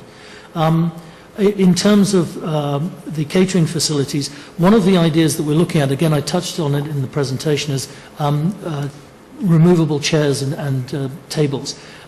If you go to some parks in Europe and the States, they have temporary chairs that people can move around to set up for themselves. We think that would be a really nice feature in this park, and so that's one of the things that we're looking at, and we'll try that out in the nursery park to see if it works. If it does, then we can shift that into the main park in due course. In terms of the procedures for street performance, that's why we're putting together the guidelines. And let me stress, we are actually working with the street performers as well, so that they understand what we're trying to achieve. We've had some discussions with representative groups already. We're engaging them in this process so that they can understand exactly how we will administer it and the requirements. But let me stress, the basic entry requirement is very simple. It's just, can you do what you claim to do? So if you claim to be a saxophone player, can you actually play the saxophone? That's as simple as it. It'll be a 2 or 3 minute performance in front of one of our staff who over time will gain experience in assessing what is an ability to do something or not. This is not about the quality. Quality is the second stage where we're trying to enhance the performance standards. Just one quick question. How do you ensure that there will not be too many street performers performing at the same time? Exactly. Well, this is where we're looking at designating sites within the area where we believe street performances could take place without causing problems, and we're using that as the concept. So within locations so that there aren't too many conflicts between street performers. Plus, there will be a distance, a spacing requirement between performers, and that will also be set out in the guidelines. So if there are reach a certain number, the others cannot go in to perform? They'll have to wait until the next changeover in 2 hours, because as we've said, there'll be a 2-hour changeover. Yes, I think they have their regulations and they need time to develop it. Helena Wong. We talked about female toilets. I hope the authority will consider this. We in the LegCo would like to move an amendment to have more cubicles for the female toilets. And then it should be having a ratio of 1:2. That is number of male urinals against female cubicles. I hope you will sort of bear this point in mind. Having read the draft bylaws, it seems that you haven't talked about the smoking area and the non-smoking areas. In Hong Kong, we ban indoor smoking for restaurants. Now, for the WKCD, you have got a lot of parks streets. For the bylaws, this is entirely omitted. How come you have this omission? Now, all the vehicles will go underground. This is because you want to have clean air above ground at the performing venues and the park. How come that you haven't got a smoking ban? Now, many people are complaining that when you go to have meals in a restaurant, you are free from cigarette smoke. But when you go outside, you are subject to a lot of passive smoking because people smoke on the street. So for the WKCD, I want to know whether you are going to ban smoking entirely or not. You only talk about not allowing people to light a fire, so to start a fire. So do you have anything about the smoking ban? I hope that the WKCD is a place where we can enjoy clean air and we won't be forced to have passive smoking. So perhaps you can consider the case of Osaka in Japan. In heavily populated areas, even on the street, they ban smoking. In other words, you see a lot of no smoking signs. Moreover, they have got policemen enforcing the law. They have got a portable ashtray and they go after the smokers. So the question is, are you going to ban smoking? And then, of course, you have to designate some smoking areas. We need to strike a balance between the smokers and non-smokers as far as the rights are concerned. But then smoking is omitted. Do you allow smoking anywhere? In Part 3, Clause 11F, of the actual bylaw, we say that there will be no smoking or bringing of cigarettes or pipes or other smoking paraphernalia unless it is in a specified smoking area. I guess our intention is that this is meant to be as eco-friendly as possible, so we've specifically dealt with it in that clause. Okay, 我頭先可能睇唔到。 So perhaps I've omitted that. I missed that. In other words, other than designated smoking areas, it will be a smoking ban across the board. 吸煙區 Do you have a map showing the designated smoking areas, telling us? I think we haven't, no, until the park is designed and built, and clearly we'd then look at how we're going to manage that issue as part of the operational arrangements for the park. 咁我希望喺適合時候會再。 I hope in due course it will come back to us with the map. Well, for all LCSD venues, the parks do not permit smoking. Is that right, Mrs. Fogg?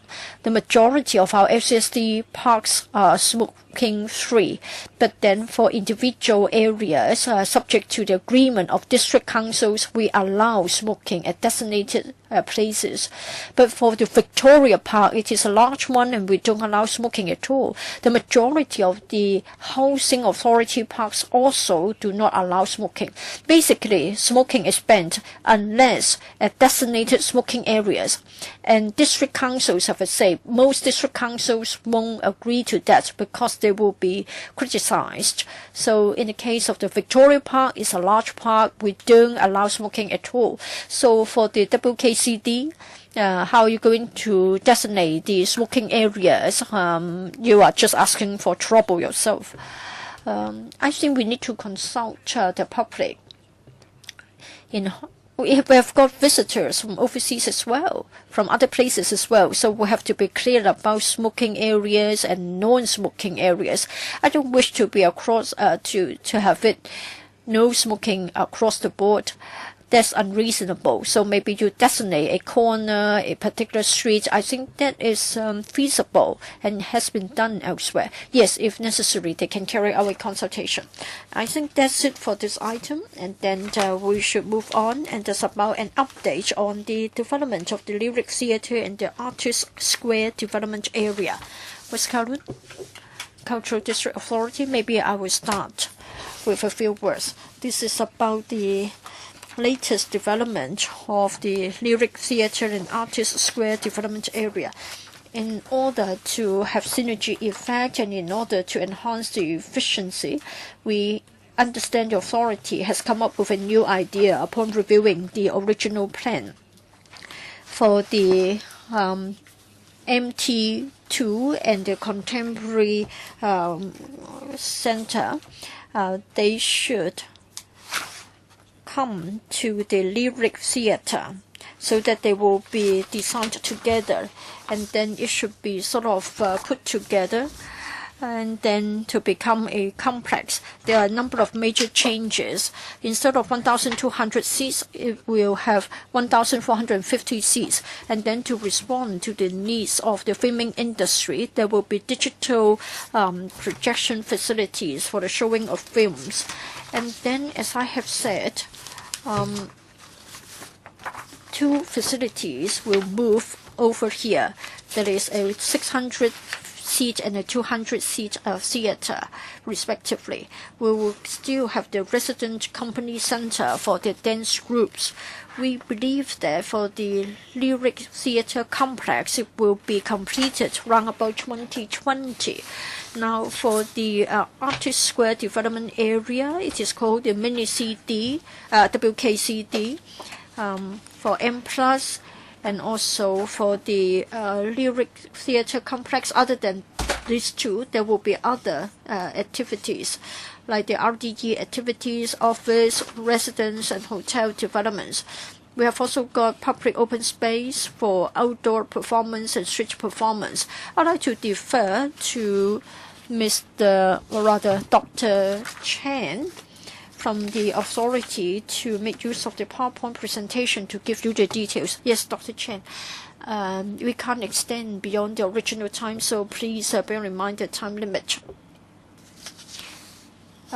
Yes, while they are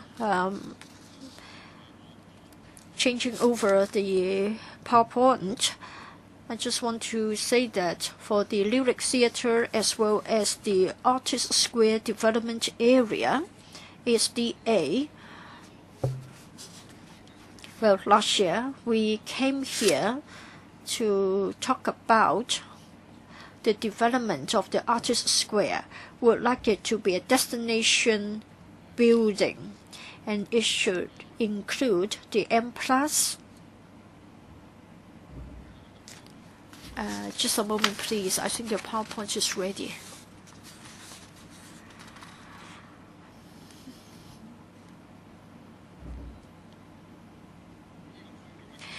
For this area, we have M+ Museum. We have a lot of facilities around the Artist Square. Yes, please take a look. Please take a look of this slide. So this is the ASDA. It is going to be a destination building. And we want to see if any of them can be brought forward for completion before 2020. It is highly accessible with a footbridge linking with the Kowloon Station. And we have M+ Museum, the Lyric Theatre, as well as RDE facilities, and office and residential development. So all of them can be called a mini WKCD. We attach a lot of importance to this area. This is because in this area we've also got the Lyric Theatre. The design was commenced in May 2014. We've also asked UN Studio, which is the designer, to carry out the design. As you know that in March last year, we have come here to report to you. For the Lyric Theatre, at first it was supposed to be a venue with 1,200 seats, and then giving emphasis to dance. Dancing is the artistic positioning, with musicals and drama also to take place there as well. In May last year, we entrusted the work to our designer. A lot of review work was carried out. We would like to make it better in terms of operation and the design. So first of all, let's take a look of the original design. So please take a look of the one on the left-hand side. Lyric Theatre. We have a Lyric Center as well as a Resident Company Center in the left-hand side portion. For the right-hand side portion, closer to the XRL, we have got the Center for Contemporary Performance, a medium theatre as well. Having reorganized and integrated the facilities, we would like to have a studio theatre as well as a medium theatre in the left-hand side portion, together with the Resident Company Center. And on the right-hand side, we have got the CCP as well as the Resident Company Center. For the space vacated, we are going to consider what other uses it can be put to. For the Lyric Theatre, let's take a look of our design. Instead of 1,200 seats, we would like to increase it to 1,450. And then there will be digital projection facilities for the showing of films. And this is to respond to the requests of the filming industry. And then at this place, we would like to have a studio theatre and a medium theatre. For such changes, we have already talked to the various performing companies. We justified why we would like to rearrange the facilities. As to how the facilities are to be designed and managed, again, we have discussed the matter with the performing companies, and our proposed changes are well received. Let's take a look of this slide. We want it to be more cost-effective if we are to adopt a new design. So it will have 1,450 seats in the Lyric Theatre, 600 seats at the Medium Theatre, and 200 plus seats at the Studio Theatre. Of course, you may be interested in the loading and unloading facilities as well as the transport facilities. We have carried out the necessary studies before we come up with this idea. Now, for the Artist Square as a whole, we have got the planning approval to have a better critical mass. We want it to be a place where we can foster artistic collaborations and proper participation. For this design, you can see that in the middle, you have the Artist Square.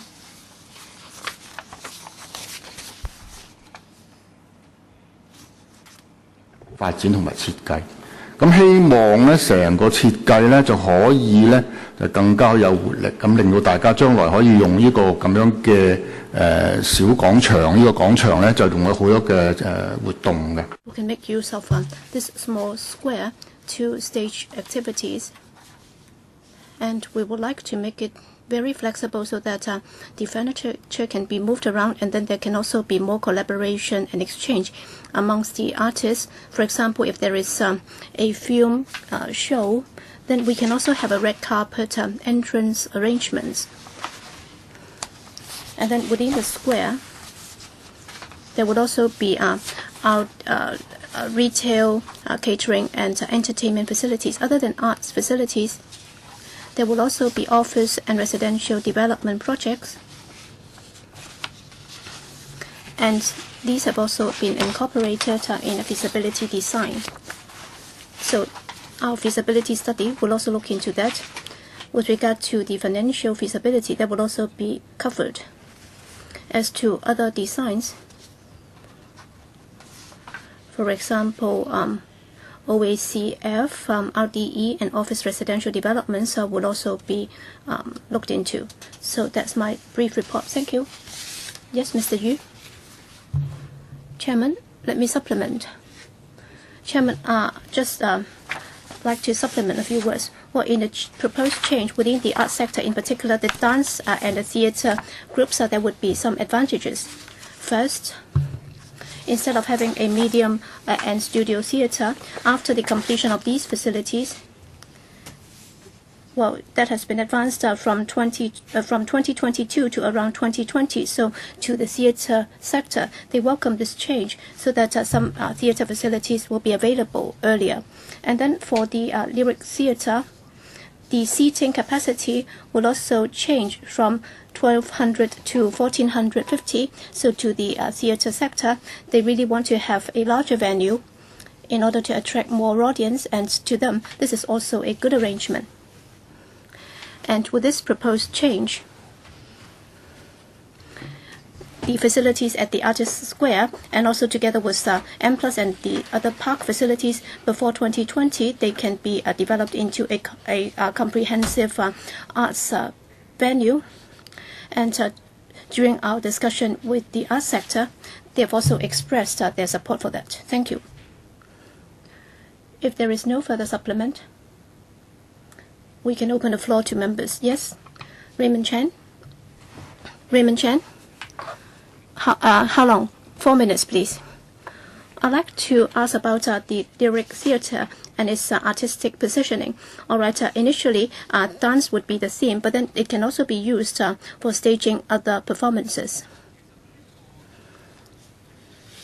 So with this lyric theatre, if it's dance major, then is it that you will be giving priority to dance performance applications, or will you be setting a quota for different performance groups? For example, how many dance performances will be allowed every year? The reason why I raise this, that's because we have talked about artistic positioning. What I'm most concerned about is that it's like a Hong Kong Coliseum. Well, it's called a Coliseum, but then in the end, it's the main venue for concerts. And the administration might have thought that it's a success story because it's been able to generate a lot of revenue. All right, on this occasion, you have not changed it into a dance venue or dance hall. But then you said that you've responded to the filming sector's request so that projection facilities would also be included. So it's very flexible. It can also be turned into a cinema. If that is the case, so, well, is it that dance was the initial theme, but then now you're trying to make it more flexible so that whichever performances would make more money, you will welcome that? Understand the overall context of what we've tried to do. It's a much more cost-efficient building. It's a much more. It provides many more options for local companies. Under the old proposal of the 1,200 seats, it would have had very limited capacity to be able to be utilised by those companies that could use a 1,200-seat theatre. What we now have is, first off, the issue for the ballet companies, the larger dance companies, they can go up to 1,450 seats, or they can use the 600-seat theatre, or they can use the 250-seat theatre. There has been a request articulated in this committee before about the film community wanting to have limited access to a 1450-seat theatre for film projects, openings like the Hong Kong Film Festival and other major film projects. So we see that as part of the use of it. But what it does actually give the companies is many more options as to how they can use it. It gives us, as the management of the complex, the ability to look at those companies that need capacity up to 1450 seats to use the big theatre, but for those that are much more, their audiences are much more limited, to use the 600 seat. And so we see it as a much greater opportunity within the time frame, and partly caused by some of the delays on the XRL site, to be able by 2020 to give the Hong Kong companies a number of options within a building that at the moment would not be finished until some time beyond that if we went with the existing proposal of just one theatre on that site to be shared by the dance companies and a number of other organisations. OK， 主席，唔係余生有啲補充俾余生補充。Mr. Yu, you'd like to supplement? Well, using dance as the main performances, actually, there are two meanings to this. First, for dance groups, they will be given priority in using the facilities. And second, in designing the facilities, the designer would incorporate certain features facilitating the use by dance groups. So these are the main features, because the art sector has always wanted that in the WKCD there would be special theme development, so that in different venues we will try to adopt a particular arts feature. For example, the Sichu Theatre, and also for the theatres, those would be used for plays. So what does that mean by having this dance-focused theatre? Well, by giving dance the priority in using the facility, well, that would be reflected in the hiring policy. So dance will be given priority in the hiring policy. Next, Chen Yunhan. Chairman, I think this council has a very difficult time, because today there are 5 meetings and there are a lot of clashes. So I find it most regrettable. We simply don't have time for meetings. That's why I've been complaining to Raymond Chan that we simply do not have enough time. I've also talked to other Pan-Democrats, because there are a lot of clashes. This is a very important meeting, and they've submitted 2 major papers, the one on the bylaws and also the specific design. So I try to make the best of the time given to me by speaking out all my thoughts. On the bylaws, we are finished with that. Even if you have asked the question, I'll not allow them to answer the question. Well, you said that starting from the next quarter, but then we'll be coming to a recess in July. So you will have to talk to the administration. It's okay if they do not answer my question. And there are some questions. Well, listening to Mr. Chen or Dr. Chen, you've tried to incorporate more features or facilities in the design. But then near the Lyric Theatre, you will be providing facilities for the black box, and according to the cultural sector, they are very worried because the construction costs will go up further. That's why I asked last time, well, why can't we incorporate that in the black box in the park? Because if you have another cost escalation, then we will have a difficult time. So Dr. Chen, can you answer that question? And another point is about, well, you talk about the performance venues, and in your reply to Raymond Chan's questions, can you put that in writing? You said that it will be a dance focus facility, but then I'm concerned that you might do that at the expense of other performances. So can you do that? Can you give us something in writing to set up what you said just now? Or can I answer the question about cost? Well, one of the reasons why the Lyric Theatre and the Medium Theatre and the Studio Theatres are incorporated into one complex, one of the reasons is to improve the cost effectiveness. Because if you have standalone buildings like that, so we have also looked at the back of the house facilities, if that can be shared, then that would also generate some cost effectiveness. So that's one of the main reasons why we have decided to do that, because we'd like to control cost. So can I try to ask this question?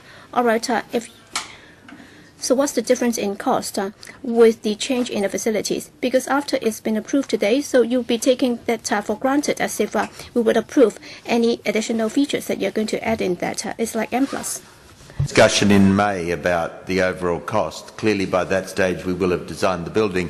There is no question the idea of putting the three buildings together makes it much more cost effective than building the three buildings as was originally proposed.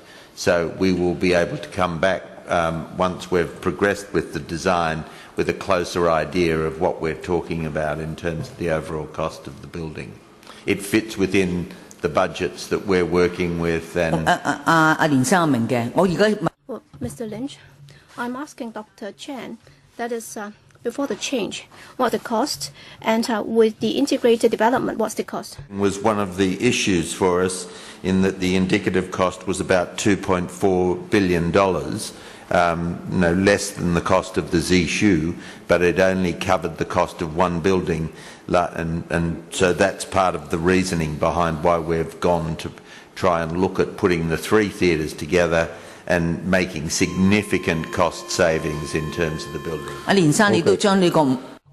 Mr. Lynch, can you also give us the difference in cost before and after the change, so we'll be able to tell if it's cost effective, instead of just looking into that from the perspective of Dr. Chen. He might not have looked into the cost implications. Helena Wong.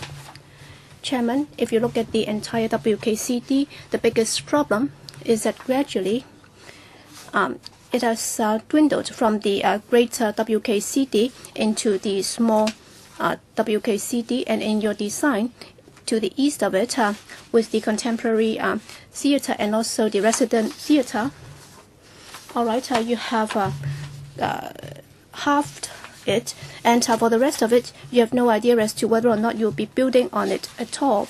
So is it going to be developed by the property developers, because you have actually cut the size by half? And if you look at the figures, at the Lyric Theatre, you're going to increase the seating capacity to 1,450. But then to the east, originally there should have been 3 black boxes. And together with that, you should have 4 theatres. And now you're actually downsizing.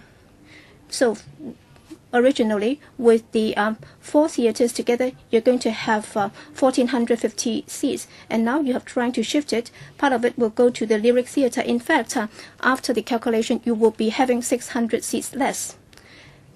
And if you look at the area, well, you should have 4 theatres, 600 seats, 400 seats, and 250 seats. Now you only have 2 theatres in the east. So you only have 550 together. So what about the original design? So you've actually downsized it. So you're actually increasing this the Lyric Theatre's seating capacity modestly, but then on the other side, you're actually cutting that. So if you were given a choice, would you prefer the original option or the current design? Is it that you have reluctantly done it because of the XRL's project?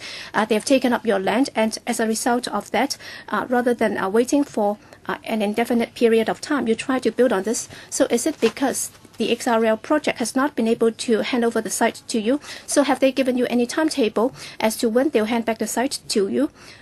If they sit on that for 10 more years, then there is no way that you can work on it at all. So is it because of the XRL project that they are not handing back the land to you? That's why you have reluctantly done that? And the whole plan for the site is clearly one of the issues that we've been talking about for a long period of time. It was made very clear over the course of the last year that we were looking at batch 1, batch 2, which were covered by the existing budget, subject to obviously LegCo's agreement on the funding of the basement and the associated infrastructure. What we have proposed in this proposal is that we try and deliver as many of the venues as we can by 2020. We would have 2 venues in the Zishu, 1,100 and 200 seats. What we're proposing is to bring online by 2020 3 venues in the Lyric of 1450, 600, 250.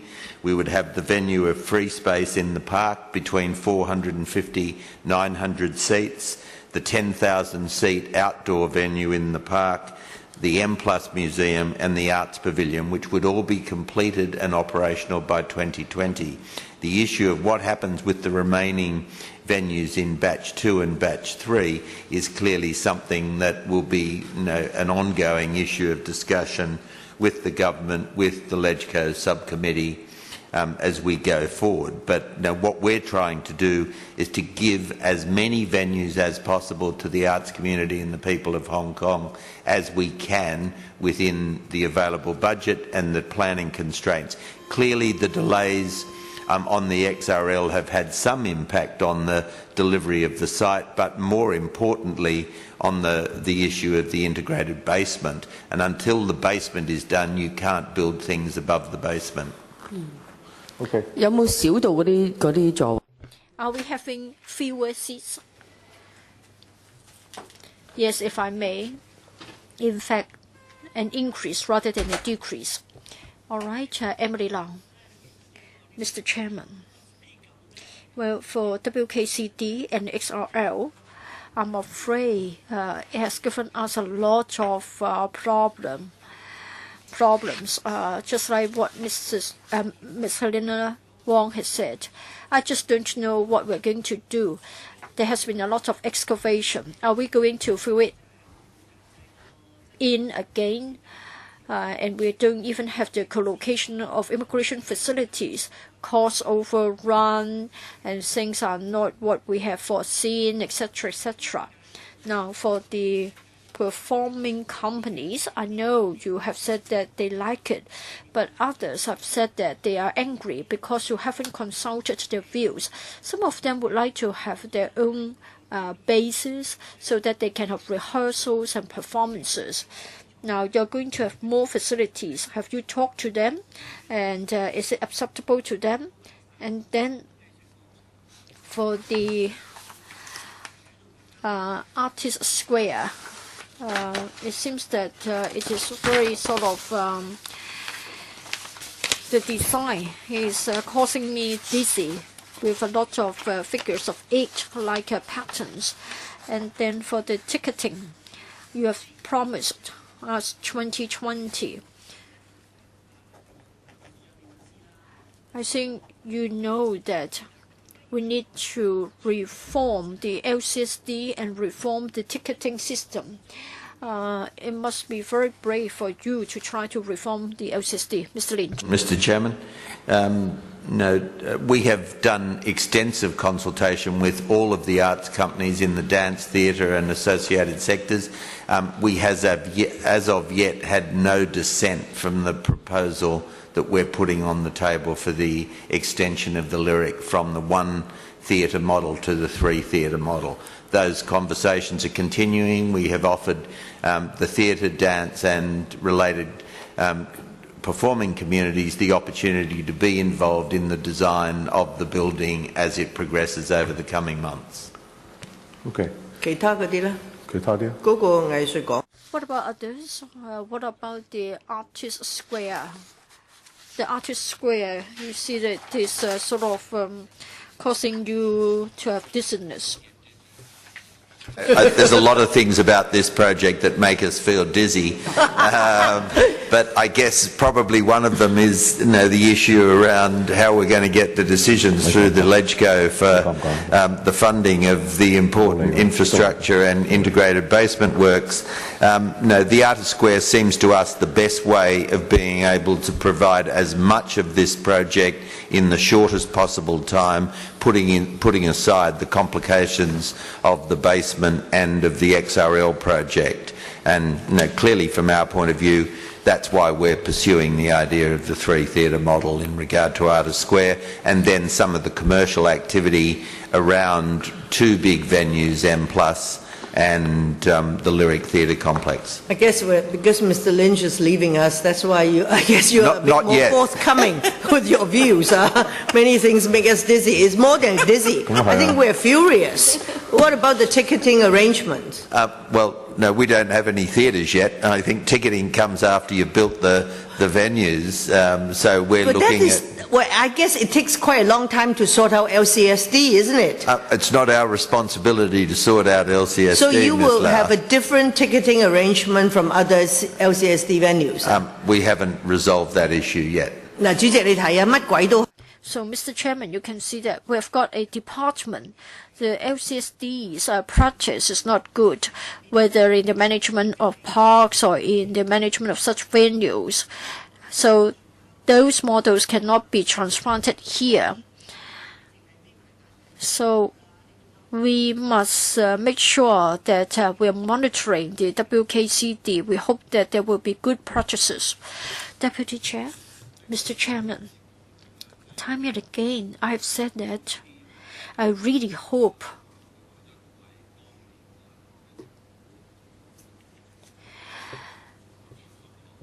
in the past, the SARG was too ambitious and would like to go after grand project. Now I'm afraid that we have something of a much lesser scale and not acceptable. What we have wanted to do is to have a landmark, to have an icon, to put our place on the world map of arts and cultural pursuits.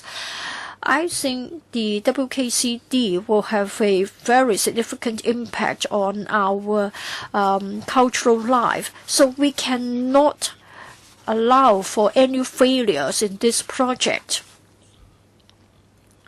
I think the administration would like to open as many venues as possible to the people of Hong Kong so that the people of Hong Kong can feel that they are stakeholders and they own this very precious cultural asset.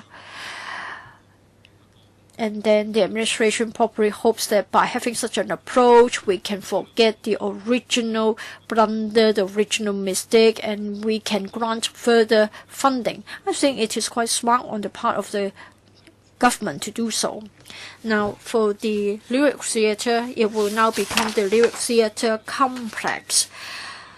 I think you have worked hard on this because you don't know what will happen to the SRL. A year's delay after another year's delay, you just don't know when you can get back the site to build your facilities, and you don't know when the basement can be integrated. So you just try hard to combine the Lyric Theatres with the black box theatres into this complex. I think you do have this intention, right? Now, my question is, if we are to follow your proposal, I think the government is coming to the LegCo soon to get money for the construction of the basement. Now, if the basement is not to be integrated, then will the basement to be built be rendered useless? That is, you have your own basement, but it is not connected with the rest of the integrated basement. Is it possible? It is probable? The answer to the question is that there are basements under M+ and under the Lyric, which is the first phase of the integrated basement, that then connect to the rest of the integrated basement that is relevant to batch 2 and batch 3. Clearly, the issue that we're dealing with in the next applications, I think coming to the LegCo, relate very much to the end of the site around Artist Square, but clearly we'll be able to operate quite independently of the decisions and the time frame on what happens with the rest of the basement and the other buildings that are affected by the XRL project. Dr. Chen, would you like to add? Well, in the worst case scenario, that is, if the basements are not connected, then under the Lyric Theatre, we have a basement, and then it can be a standalone basement. If I may also follow up on the Black Box Theatre. What about the original one? Will it be abandoned or will it be scaled down? Mr. Yu. For the original black box theatre next to the CCP, it has now been moved to the studio theatre of the Lyric Theatre Complex, same seating capacity. So what about the original one? Would it be abandoned? The original one is within the CCP. We still have a 400-seat theatre and 150-seat theatre. So the total number hasn't been changed. The total number of seats, in fact, has been increased. What about the space vacated for the original proposal? It occupies a larger space than the latest ones. Clearly it would be available as one of the options into the future of how it would be used if we're able to accelerate and move forward the Lyric Theatre Complex. OK， 仲有冇提問？第二輪啦，我想問一問先。咁我想問清楚咧。Any questions in the first round? If not, then I ask my questions. In other words, some Batch 3 facilities have been incorporated into this Batch 1. Is it because you're worried that Batch 3 may never be realized and therefore you would rather have a scaled down WKCD? 2 facilities being incorporated into Batch 1. We haven't touched at all any of the Batch 3 facilities. Which are the big venues and the spaces affected by the railway. I guess the issue is not for us to determine what's going to happen with Batch 3. I think it's clearly will be subject to future funding, future timing, and future progress on Batch 1 and Batch 2. Now you're going to put them together. And then for some of the theatres, they will be used for many uses, like showing of films. So it goes against the original objective of having artistic positioning. They don't have their own uniqueness, and there may be conflicts.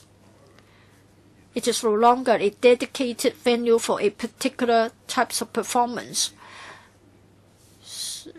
If it is for one particular discipline, it will be better. Now it is going to be used for different purposes. In other words, you can never satisfy the different demands, and then there will be competition. If you say that you give priority to dancing, then others will not be given priority. And it seems that you don't have a dedicated venue for drama or a dedicated venue for showing of films. Now that you are going to lump them together, you are going to create many problems. So they are all trying to put in their bids. They are all trying to move in to set up their props, etc. And what if the programs finish at the same time? Because the total capacity will be over 2,000. Even if you don't bunch together the ending time, just like in the case of our cultural center, you will have a problem about the dispersion of the crowds, the audience. It seems that you haven't thought about it. Dr. Chen? It's not true, Mr. Chairman. We've thought about it a lot.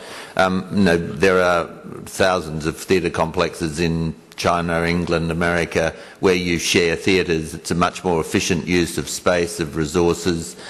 Clearly, the programming policy has not yet been determined, but the idea of being able to share theatre space and dance space is a very well-established concept, both in Hong Kong and in most other parts of the world. We see it as a much more effective way of being able to both get audiences in and out, to provide quality experiences, and to ensure that they're utilised to the maximum of their capacity. The demand for dance space in that space would not sustain the idea of 3 theatres, so clearly the mix of theatre, film and dance will lead to a much more cost-effective way of operating the venue and a much more attractive option, I think, for audiences and for the people using the West Kowloon site. As the Deputy Chair has said, I think we need to put on record. I don't think in the world we have seen a successful case of a venue being able to put to all sorts of uses. What about the crowd control? Mr. Chairman, I think most complexes anywhere in the world, whether it be the Sydney Opera House or Lincoln Centre in New York or the National Centre for the Performing Arts in Beijing. But they do show movies, right? Many of them do show movies at various stages. The movie thing is really only an addition of technology to be able to utilise them for the number of events that are happening. All right, let's see. Second round, Helena Wong. Chairman. I think the WKC, the authority, all right, the chairman is still the chief secretary, and the chief secretary should have told the MTRCL so that the letter would come up with a timetable as to when it will hand back the land to the authority, so that it would not be standing in the ways of the projects. But now apparently they are allowing it to do whatever it likes. That's not right. I think the CS should have put pressure to bear on the MTRCL so that it can come up with a timetable for handing back the land. I think they are just coming up with an expediency measure here. All right, here we talk about batch 1 and batch 2 facilities. But then if you look into that, you're talking about dance venues, theatre, and film showing. What about concert halls? Apparently, there is none. So is it that for concert halls, you will have to wait till the music center in batch 3 before you can have concert halls? Or else in stage 1 and stage 2, if we want to go for concerts in WKCD, there isn't any, right? Made clear before, as has the chairman of the West Kowloon board, that the music centre is in batch 3, and at this stage that is sometime after 2020. It clearly requires the completion of the XRL, the completion of the integrated basement, and then the design and building of the concert hall. I think the intention has always been that a concert hall should be part of West Kowloon. My farewell hope for this project is that by the time I'm still alive, there will be a concert hall in West Kowloon. Chairman, if that is the case, then I think it's problematic because, well, if we want to go for concerts in the WKCD, there isn't any, so it's handicapped. So I think that's not acceptable. So can you think about it now? All right, for the Contemporary Performance Center, all right, the site is now left vacant because you have 2 black boxes which have been relocated to the Lyric Theatre. So for the site that has been left vacant in batch 2, can you put in a concert hall? Instead of waiting till after 2020, we don't know when it can be completed. Demands of the concert hall are the most demanding of any of the venues on the site. You can't build it over the railway line, which is one of the major issues. So that the concert hall is the venue that sits there where the arrow is pointing to. It clearly needs to avoid all of the train lines. It needs to have the most acoustic isolation. We could move it possibly down a little bit further into one of the other 2 major venues, but we can't move it directly into the site that we've vacated from the Medium Theatre or the Centre for Contemporary Performance. Because that is below that site, is 5 levels below ground, is the end point of the train line. Okay. Anyone in the second round? If not, then I'd also like to ask the earlier question. So how do you disperse the crowds? So how do you disperse the crowds from the performance venues? No, it's easy. The concert, even in the existing concert cultural centre, there's more than there are many times 4,000 or 5,000 seats. Sydney Opera House, 5,500 seats on any night dispersing. There will be no issues, and we've done the traffic and people studies. To be able to disperse the number of people using the Lyric Theatre will be a very easy issue to deal with. How can it be easy? You're talking about over 2,000 people, so how can they go to the train station? How can they go to the bus stop? So when they come down all together? On any night of cultural the week. centre, At the cultural centre, well, well, they would be putting up the shows at 2 different time slots, and still the staff area will be full as soon as the crowds come out. So, all right, after you have left, no one would take care of that. But then when people go there in the future, there will be problems. Yes, Mrs. Fong? Well, we'll be taking it up with the authority. In fact, well, for the big theatre, all right, for the Grand Theatre, the seating capacity is 1,450, and it's the same as the auditorium. And then at the 1,300 theatre, well, the capacity will be somewhat higher than that of the Lyric Theatre. But then if the 3 theatres stage shows together, so they will have to stagger the end time for the 3 theatres. So I think Mr. Lynch is very experienced, and the LCSD can also look at how we disperse crowds at local venues, and we can share the experience with them. All right. Any further questions? If not, we'll wrap up our discussion on this. Yes? When will they come back to report again? When will you come back again? Well, the next meeting will be in May. So there are 2 items. What will be discussed at our May meeting? Well, many. 3. That's about the financing arrangement or the financial position of the project, and also the latest arrangements. And second is about the basement and also infrastructure project for the WKCD. So it's a major project. It's a major item. And third is about the latest development for M+. So the 3 items will be discussed at 4 on the 19th of May. So at least we'll have a 3-hour discussion on all these. So we will end by 7. 19th of May. 19th of May. Yes. So should we schedule another time once you have finalized everything?